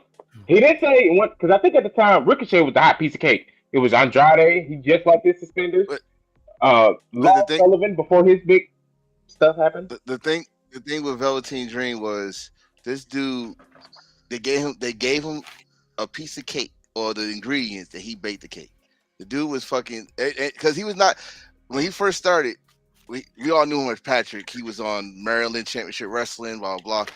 He was with Leo Rush, all that stuff. But when he came to WWE, they gave him a character. He said, "Hey, if you can make this work, we go with it." He made it work. He like you say, he started a feud with Say My Name, and then when Alistair Black said his name, there you go. He did a thing with Ricochet when Ricochet wanted to jump over the ropes and land on his feet. That match was all right. So he started building, and then when they finally put a belt on him and stuff, it had the entrance, the couches, all that stuff. It was making him ready for the main roster. He was, yeah, like you said, he was one of the pet projects.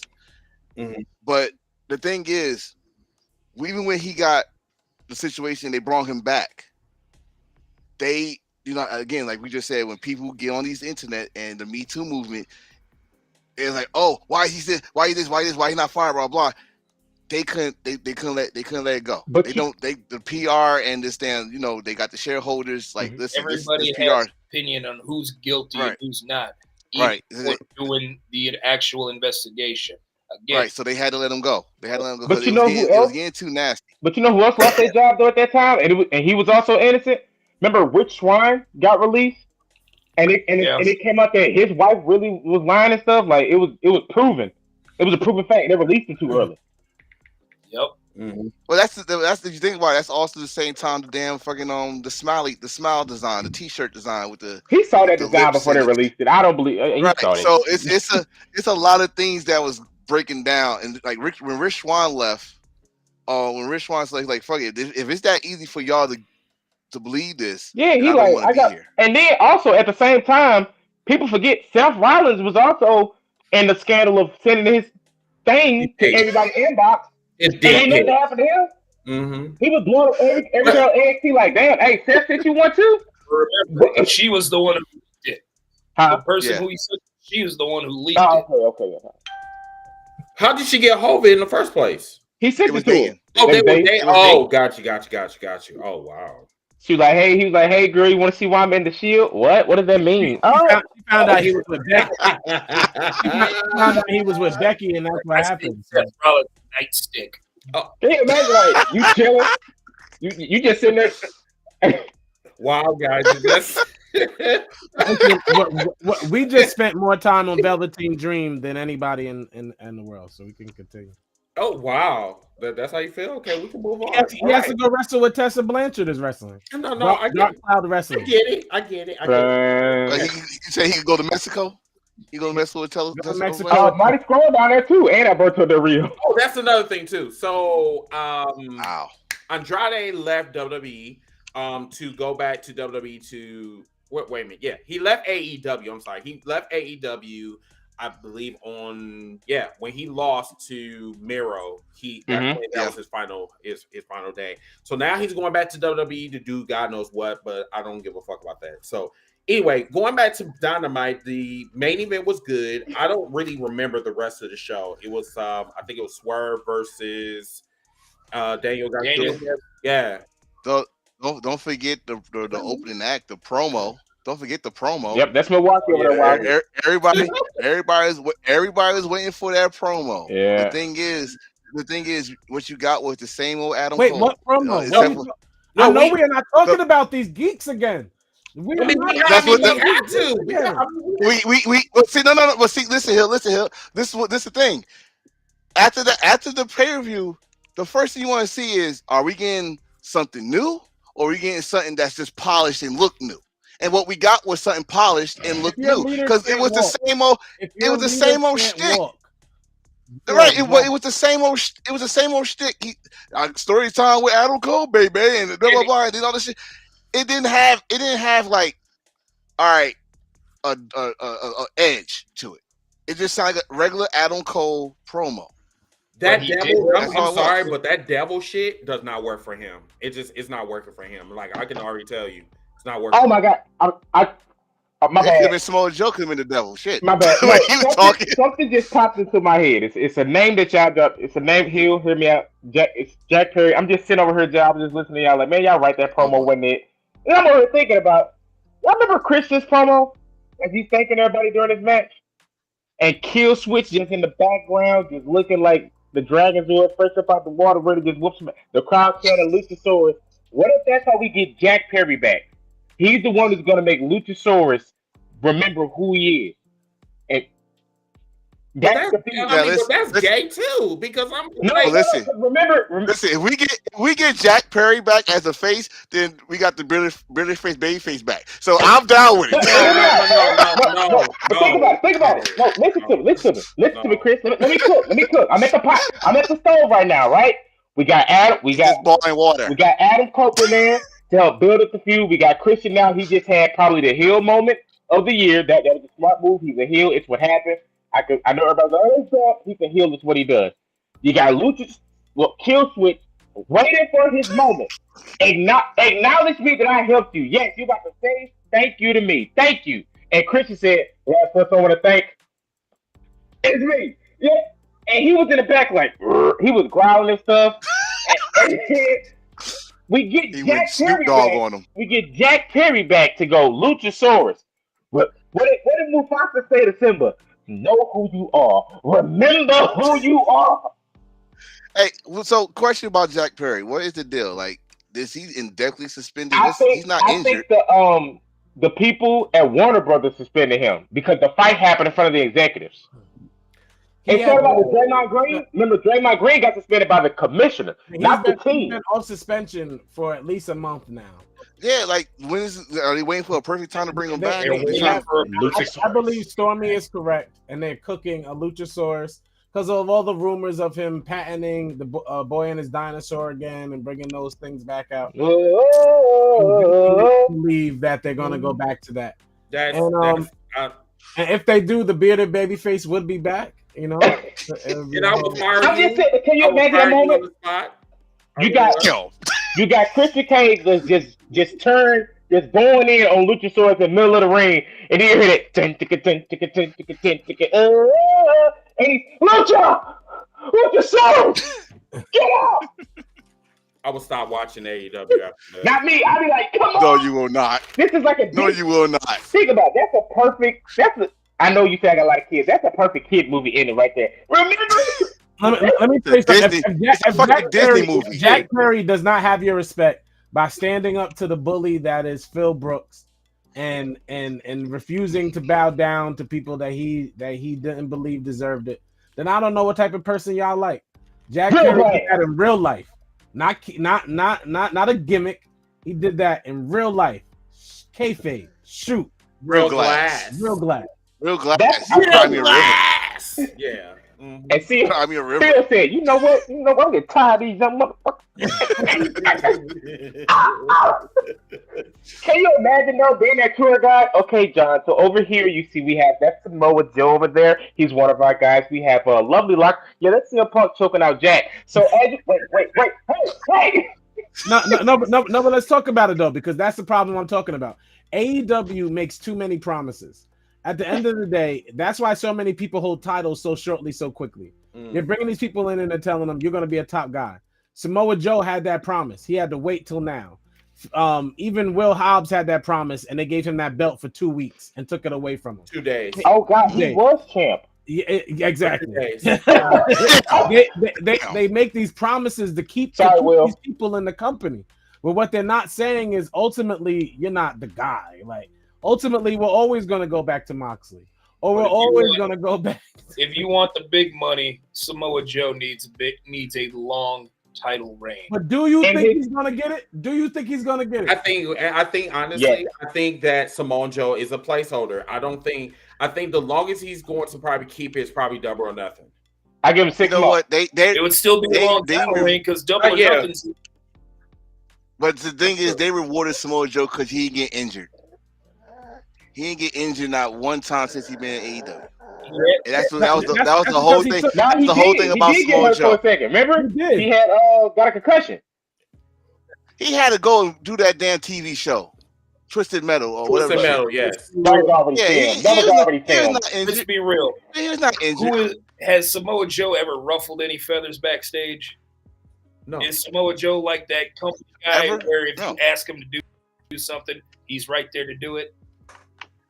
The last time Samoa Joe ever did that was way back in TNA, and that's because the old man Kevin Nash. They said, "Hey, we're going to give you a live mic." They didn't know what he was going to say because, believe it or not, Samoa Joe keeps a lot of his emotions tucked down, and he's like, "Look, I'm just here to collect a paycheck." What Scott Hall did back in TNA, that pissed him off to a point where he was just like, "You know what? Screw it.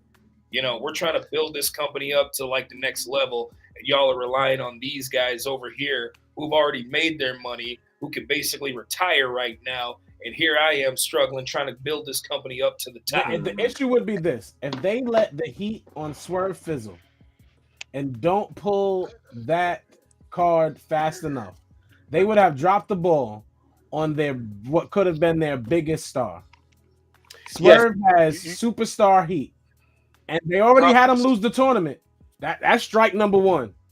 You ain't got too many more. I mean, can we honestly say that was strike number one, even though they knew that he wasn't going to be the one to? He shouldn't have been in it. He should have been in it. He should have been in it. But the thing was, he was hot before the tournament. Swerve was hot. But didn't Swerve? Who took the pin in that triple threat match? Was it Swerve or was it Jay White? I think Jay White, wasn't it? I think it was Jay White. It was Jay White. They gonna pick him up too. Jay White he got he got some favors. He got some favors. My thing is this, y'all after the tournament, you try to go back to a storyline with Keith Lee. That didn't work out right. But Swerve made the best out of it with Dustin Rhodes. Yeah, that guy.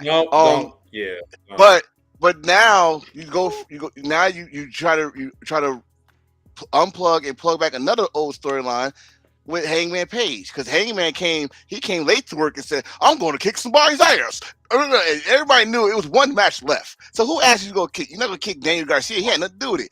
So you go kick the man that hung your ass and drunk your blood and spit it out. That's all you gonna do, because Samoa Joe wasn't there. He already lost.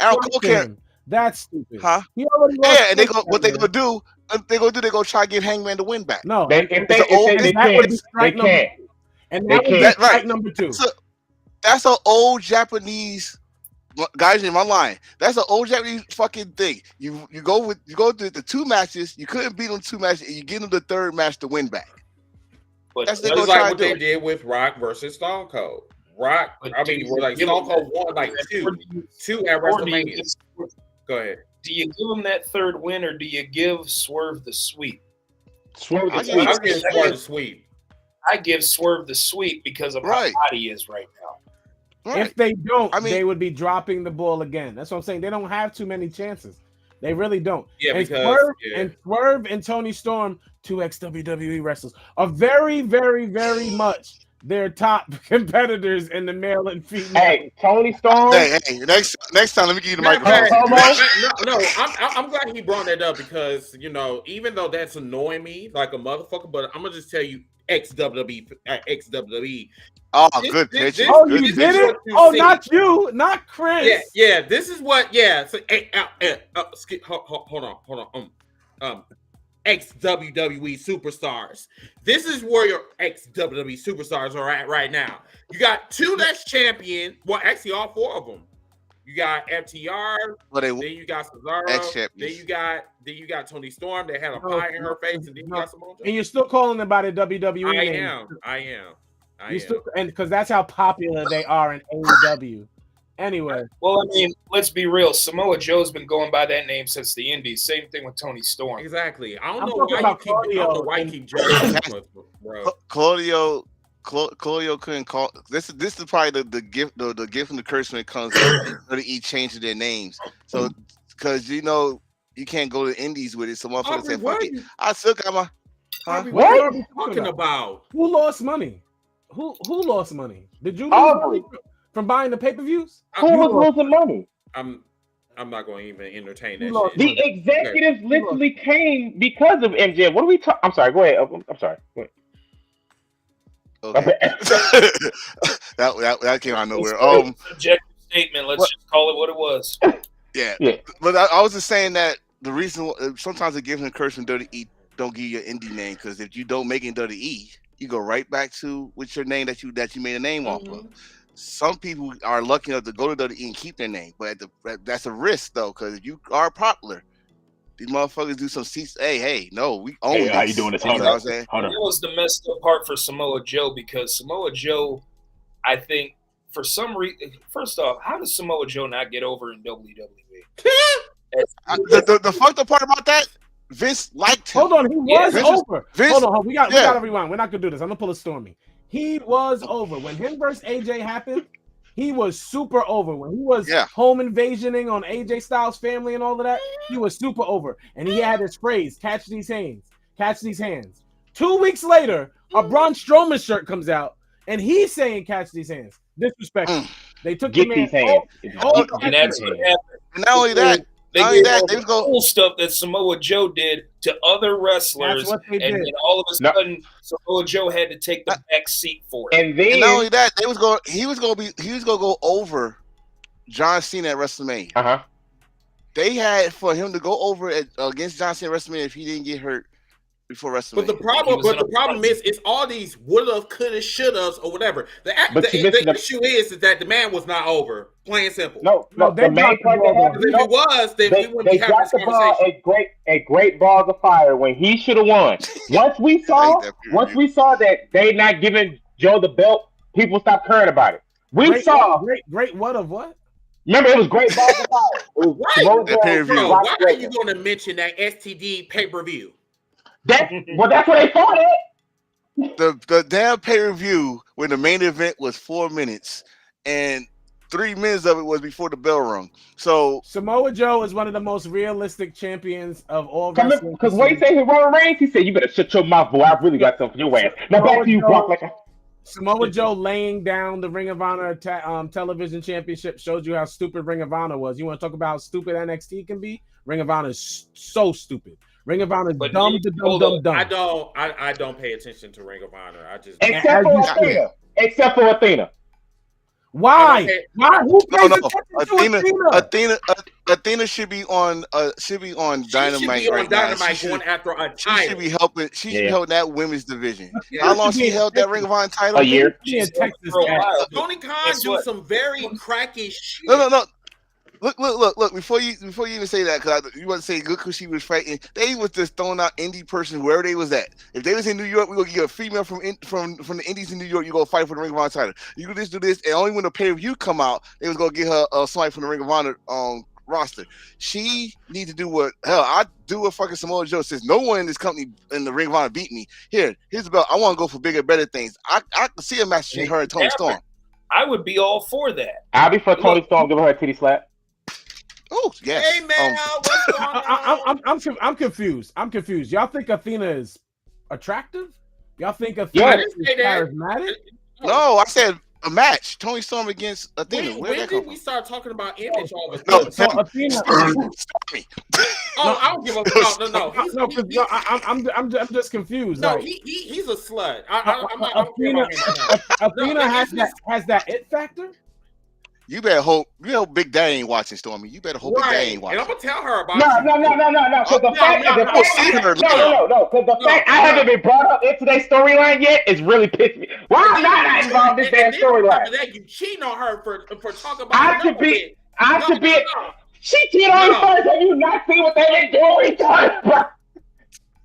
Why am I not in the storyline? I should be in that storyline. If y'all got what's the name? Calm down, Stormy. Calm down. The baby's trying to sleep. The baby's trying to sleep, Stormy. Calm down. Banging and clanging, trying to get my moment because I'm coming for that title. So are you scared? Are you coming for a title? Or you coming for that taco? Both. Cheeks. In the words of Shannon Sharp, I'm coming for BOAF. Both. Oh. Okay. That's how you spell it. All right. So I did not watch this notepad though. I didn't. There was a debut on Dynamite. Tiffany Stratton Part 2. Yeah. So for those who don't, Deonna Purrazzo. I'm sorry. Deanna Purrazzo. I know you're talking about. Go Oh, ahead. come on, Mariah May. Debut of the You're not girl going before. to disrespect I thought he was talking about Mariah. Mariah May. I'm talking about Deanna. No, but He's talking about Deanna Oh, no, Purrazzo. No, he called Mariah Tiffany. No, let's Oh, okay. I got you. My bad. listen. We got Mike Sorry. here. So Mariah May is wildly Mariah is entertaining. from Stardom, and My bad. and her character could never really get over being a Gaysian in that company. Like, I mean, being an American in that, like, it was shaky. She wore belts and all that stuff, but her character. The fans actually liked her over there. She's from Compared London. to the rest of them, I thought she was Australian. No, she's No, from she's from- England. She's from England. Okay. so now that she's in AEW and she's taking a gimmick, her gimmick is very much Tiffany Stratton. I don't care what none of y'all tell me. I feel like she dead serious was like, I'm going to try to do the same thing Tiffany Stratton does and see if it works for me. Yeah, but name me a blonde who's not really like full of herself that's ever been in wrestling. Though. But I thought her gimmick now was she's just Tony Storm's biggest fan. No, not when she's by herself. You don't see the heels she put on when Deanna Purrazzo came out? Yeah. That's well, come on. We've seen that before. The crazy fan we've seen it with Trish and what's the other girl? Hey, if Mariah May redo that, I'm all for it. If they redo what happened at the end of that storyline, I'm all for it. Anyway, I just brought that up because it was way more interesting than Deanna showing up. I don't know why we gassed that girl.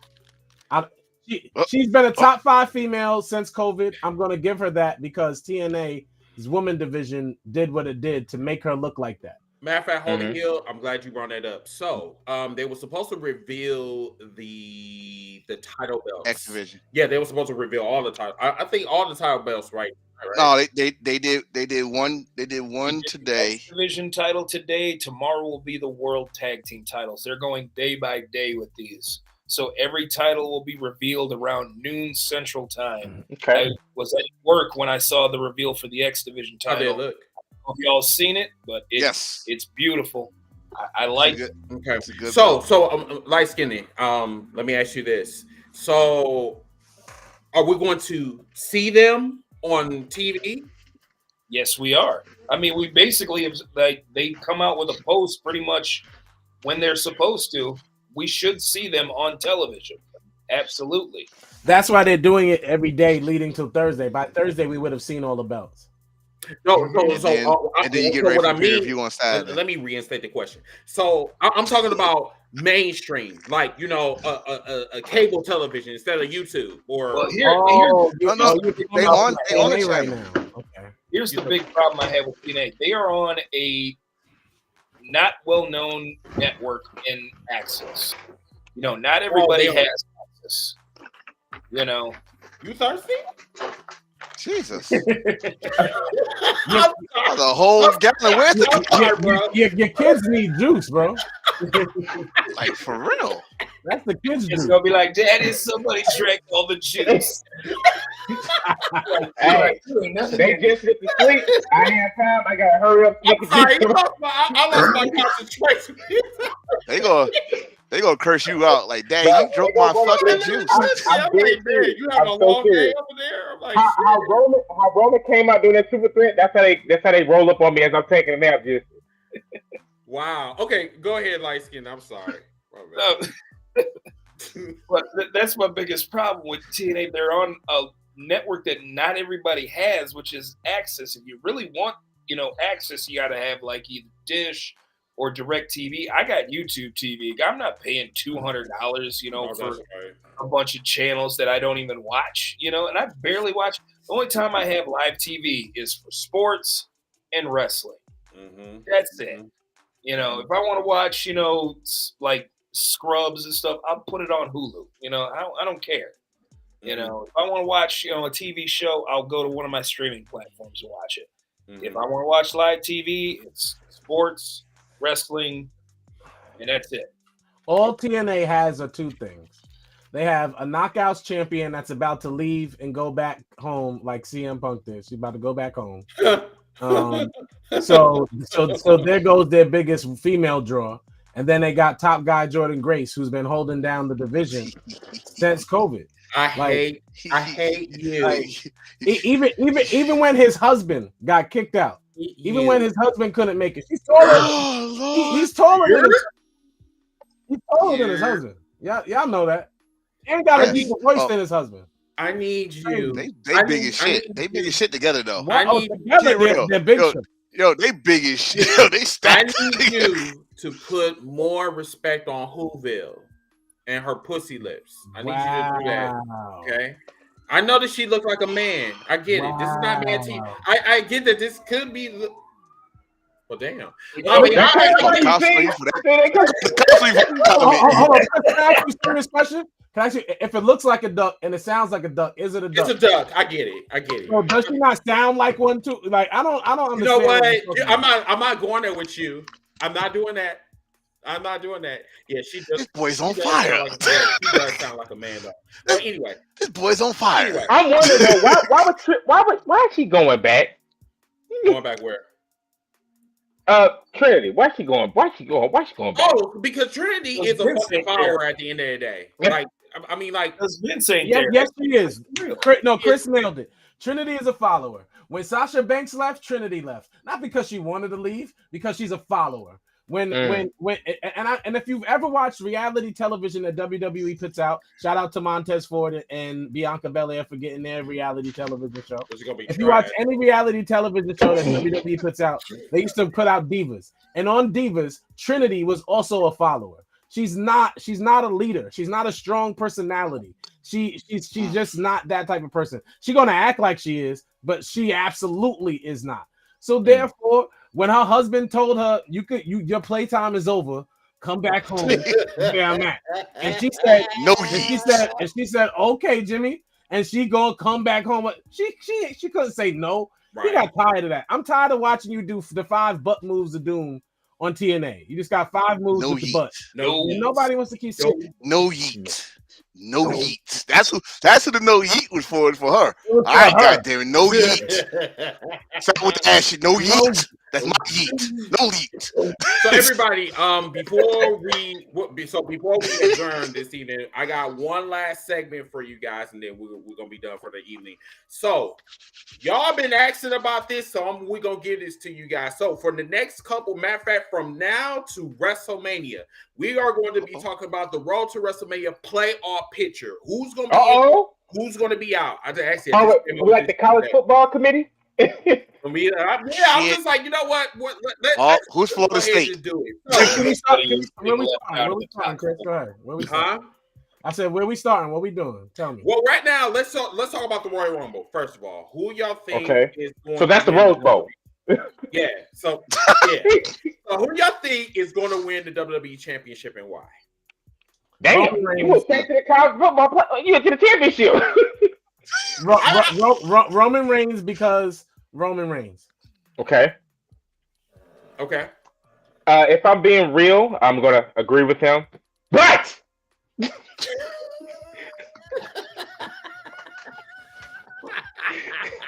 if Triple H, if you listen to me, but no, I think it's gonna be Roman Reigns, and I think at the end to get to that Roman Rock, there's gonna be a moment between him and Solo, and you're gonna start because they always, whenever it's always him and Solo, always got their attention of like, I should whoop your ass right now. If you ever know, here's the thing. Solo proved he is not ready, nor do the casual fans care about him at all. When him and John Cena had the most stinker match since Austin Theory, John Cena. No, John Cena had the worst matches last year. So they thought those 17 spikes were going to do what the 16 suplexes did. That's what they thought. They thought what Brock did at Suplex City was going to happen with Solo, because they kept trying to go, oh, he took him to Spikeville. Oh my God, he turned Crown Jewel into Spike Jewel. Iron Bull. Your mother called us and gave us some highlights, and we thought we just were going to talk about it. You know what? Shut up. Shut up. I'm gonna be a Christian by law right now, where we get our information is the same place you get your information on the internet. And I use my eyes because that's not where I get my information. I watch things. I want yeah, that's what I'm saying. We use our eyes. I mean, well, once again, we read the same. We see, we read the same. Because it's like, remember that SummerSlam? That was the first time I've ever seen John Cena look mortal. That was the first time I saw him look mortal.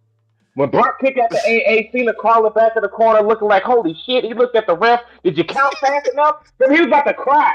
John Cena lost to Austin Theory and Solo Sikoa, and no one cared after the matches. And you know, the crazy thing is, neither one of them got over. That's the sad part, too. I mean, you beat John Cena. You beat John Cena. No one gave a fuck. No. You beat Hollywood Cena. You ain't beat Super Cena that was getting people over. Either how is that Cena's fault? Cena did his job. He sold on that whack ass finisher for Theory. He sold on them 25 Samoan spikes. That is Solo Sikoa's fault because he can't talk. Samoan spikes. Wait. That man ain't break his thumb. It was heavily taped. It was heavily taped. I'm gonna tell you who it had like a whole bunch of tape on it. It had a whole bunch of duct tape on it. I mean, shit, I'm not getting anybody out. Me, Chris, what kind of tape? Holy Hill, light skin. We see that they're trying to make Solo nothing but the damn Family Dollar of Umaga. That's what that is. Now I gotta apologize. I apologize, Iron Bull. Wow. Jeez. Oh my. Oh, damn! You can't be a heel. Okay, so if this is a real serious question, what we do is we basically just come up with our theories or whatever, and even if we do get the information off of a dirt sheet, all of us collectively, everybody that's on this panel, we cross-reference this information before we even report it.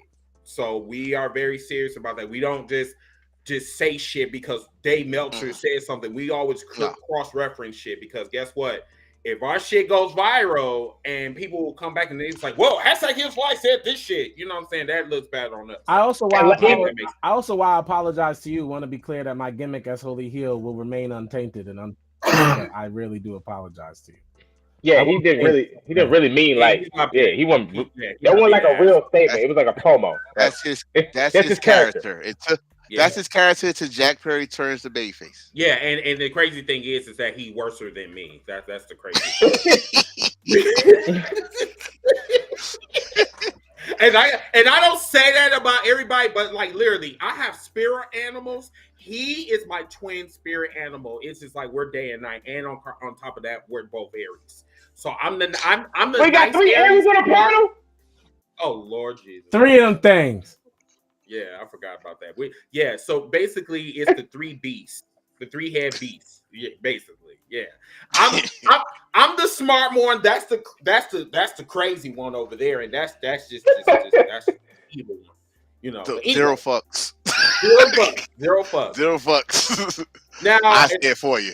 Now, as far as like, what about the women's part or whatever for the Royal Rumble? Do you have any favorites? Anybody? Do they got a title match? Go ahead, bro. No title matches yet. I'm not expecting anything, but I really don't care about the women's title matches yet. The women's Royal Rumble freaks me because it's like I had basically said in my previous TikTok. Yeah, I already know AJ Lee's going to be in it because her husband's back in the company. Whoop-de-doo. She shouldn't win it.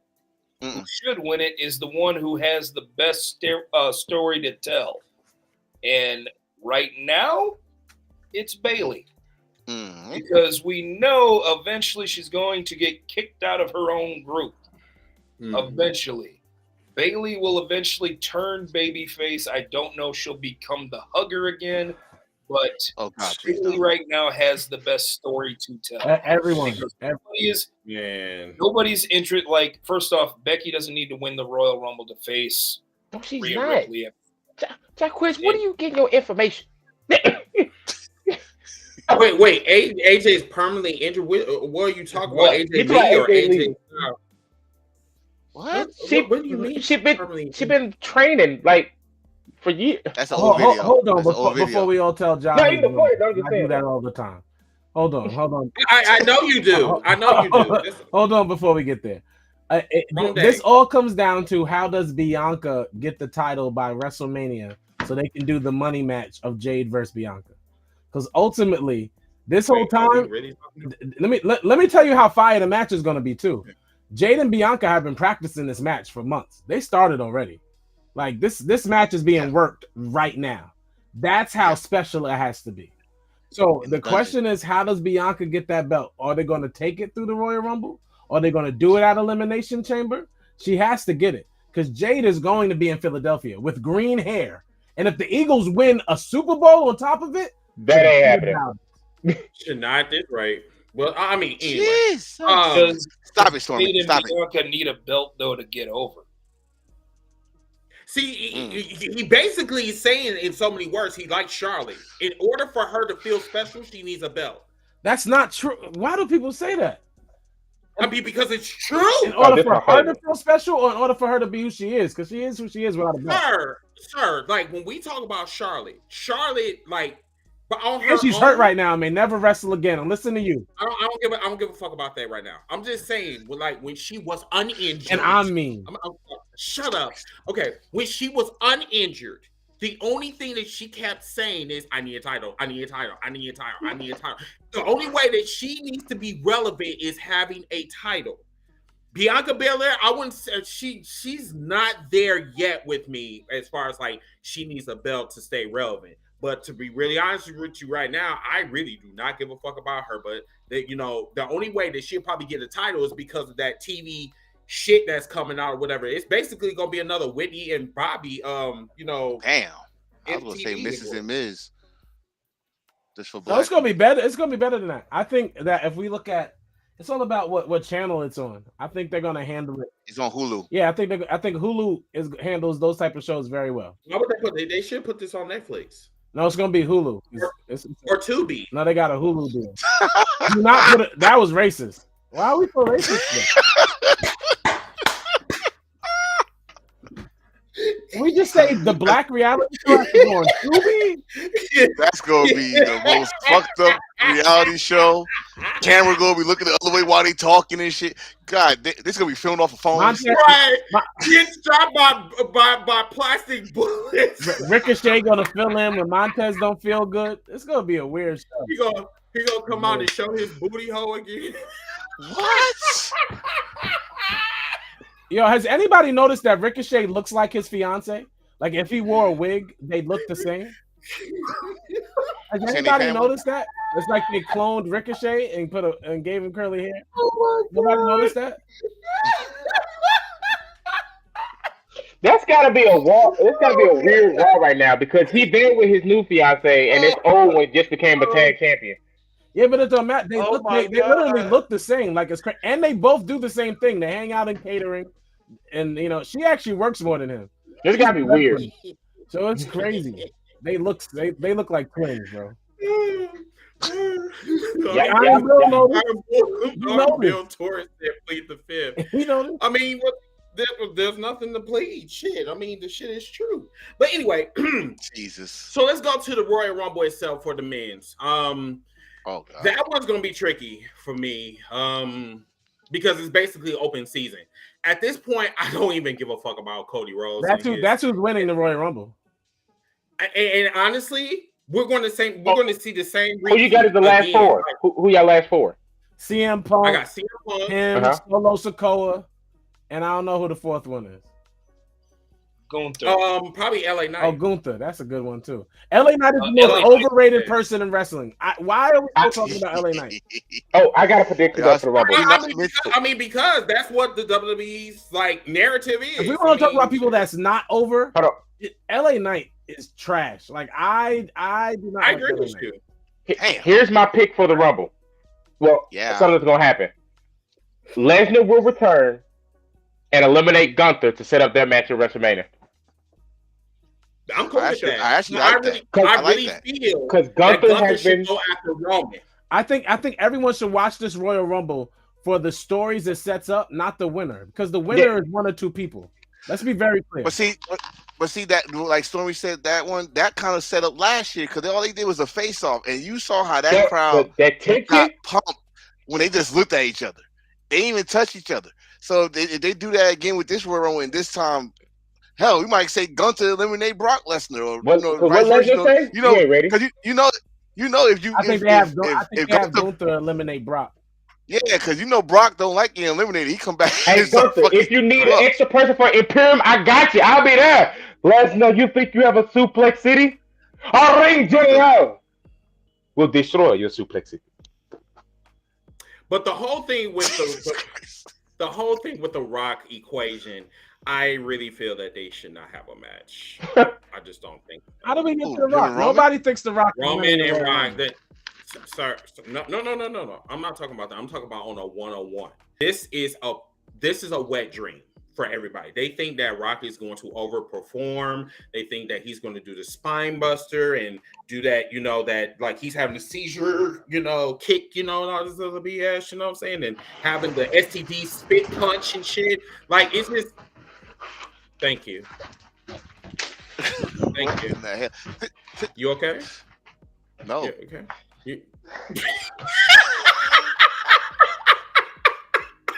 Doing more heavy breathing than Murtaugh and Lethal Weapon. Right. Give that man some water. Get him some orange. Get him some orange juice. Get him some milk. You need some Gatorade or something.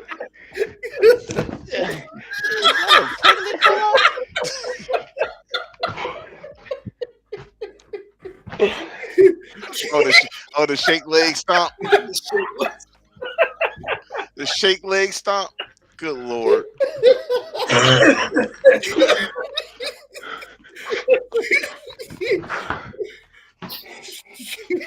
Are you wrestling John Cena? Yes, because clearly you can't see him. And this gonna be Roman. Wait, and this gonna be Roman. Okay, look, now Roman. This gonna be Roman. Lord. And he can't carry over a fucking match to save his soul. Roman carries matches by talking the whole time, bro. It's not about the rest. Yeah, he talks. He talks you to death. That's carrying the match. Muscles are so big. I'm squeezing. He's tired of being humble right now. Brady, I need you to put down the drink. Okay, put it down. Put it down, bro. What word is that? Y'all hear about Cody Rhodes co-main back AEW? No, because he no. Hold on.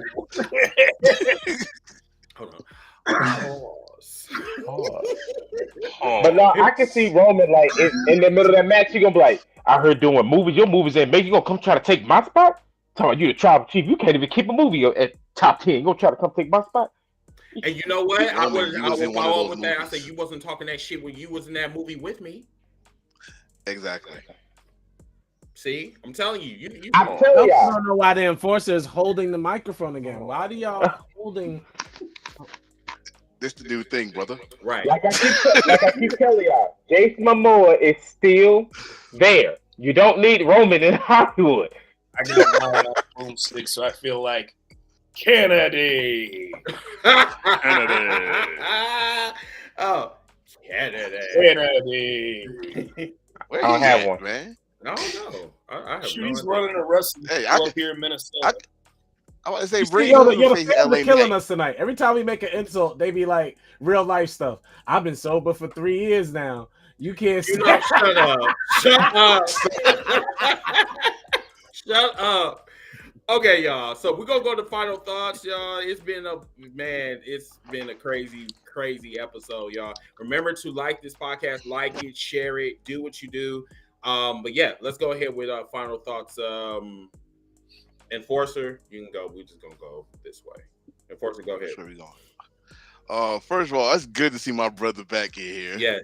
R-Star, Holy Heel. Yes. Glad to be back.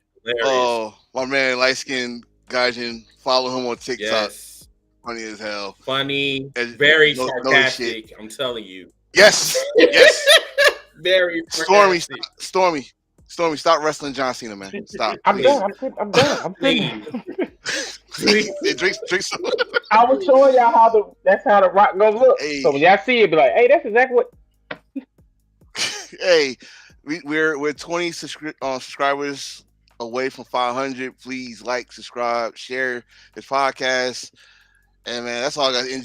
I'm enjoying this first week of wrestling. It's too much to talk about, but that's all I gotta say, man. Enjoy the wrestling that we got next week. All right, Stormy, go ahead. Final thought. If it does come down, what I hope is not true about Charlotte Flair not being able to wrestle again, she will no doubt argue whatever you want to. She's gonna go down as the GOAT. That woman, what she did for the women's division, the women's revolution, all that, she had people believing in Natalia again when their rivalry over the NXT title. She had great moments, great matches. Yeah, what is it? What?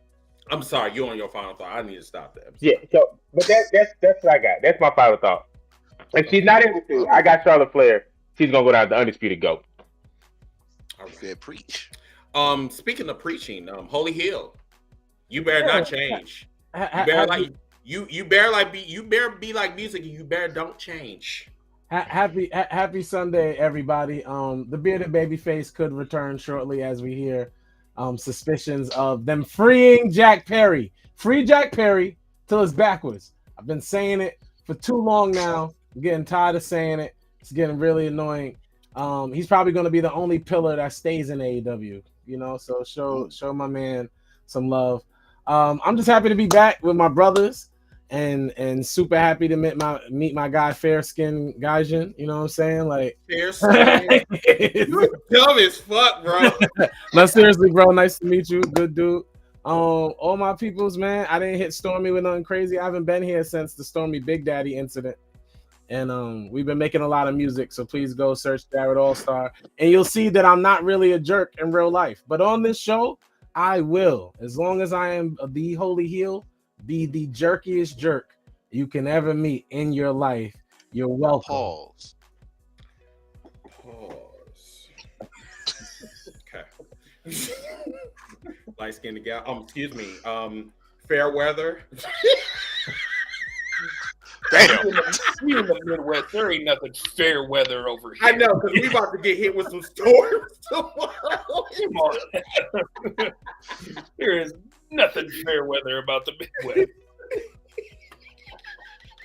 Oh man, final thoughts. My final thoughts were something that we really didn't get a chance to talk about, and that was Wrestle Kingdom and New Year's Dash. Yeah, they were amazing. And if you haven't checked those shows out, please do. I mean, if you're a fan of certain individuals, like I wasn't expecting to see Matt Riddle call out Hiroshi Tanahashi. I wasn't expecting, to see Dolph Ziggler come out at Wrestle Kingdom and start something with David Finlay.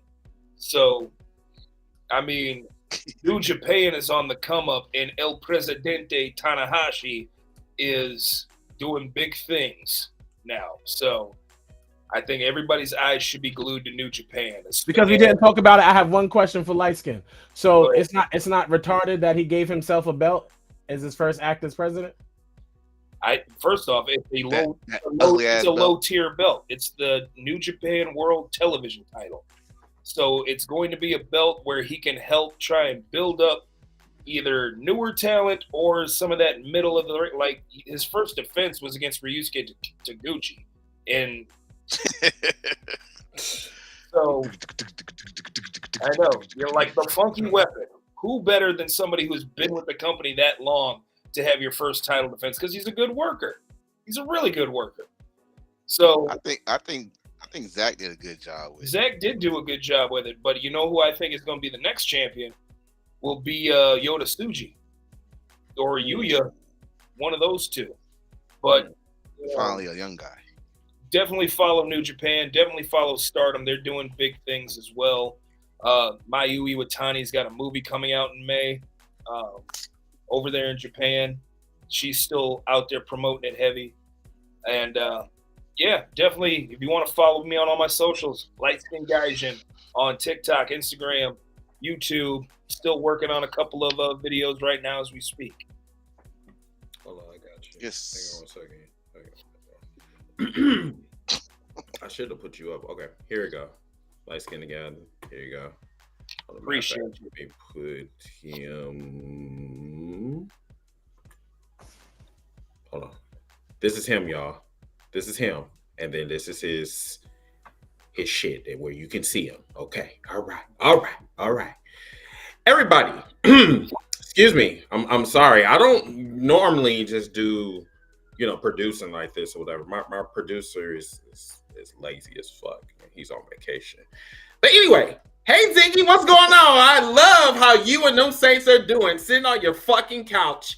Anyway, tune in for this Tuesday. I know me and him have this rivalry, whatever. But anyway, tune in for this Tuesday on Wrestling, Debates, and Catering, episode 11, where we're going to, and I like how Light Skinned Gal just sat here and shaded the fuck out of me for saying that. Yes, we're going to talk about Wrestle Kingdom. We're going to talk about Monday Night Raw. We're going to talk about Collision. Yeah, we're just going to be we're going to be crazy. We're going to be crazy this week. So, my final thought is that if you have to expose like the fakes or what have you, go ahead and do it. I do it all the time. People piss at me because, hey, they think that I'm an asshole in real life. Who is that? Fuck Roosh. Matter of fact, since we're going to be real, I think Roosh is the most underutilized wrestler in AEW. He's being treated like a stepchild, and Tony Khan needs to put down the crack pipe. I really believe that. I know I am really doing things stupid as fuck. But anyway, I can't wait for the Royal Rumble. I honestly can't believe I'm actually saying like I'm hyped for a WWE pay-per-view. Like it's just crazy. The Royal Rumble is gonna be crazy. The road to WrestleMania is gonna be insane. The shows on here and also in Debates and Catering is going to be insane. So I really, really strongly encourage you guys to follow each and every one of us that's on this platform. And like I said, as far as us going to WrestleMania, you guys have asked me that. I don't know. Enforcer, are we going to WrestleMania or are we still debating on this? I think we still debating. Okay, we need to debate a little bit more faster because I'm trying to go. You know what I'm saying? Okay. All right, cool. But until that time, everybody, we'll see you guys next week, 8:30 Central, 9:30 Eastern. Until that time, I'm your host, Mr. Team Brinket, and all of my other great peoples over here. Thank you for coming on, and we'll see you guys next week. Bye. Yeah.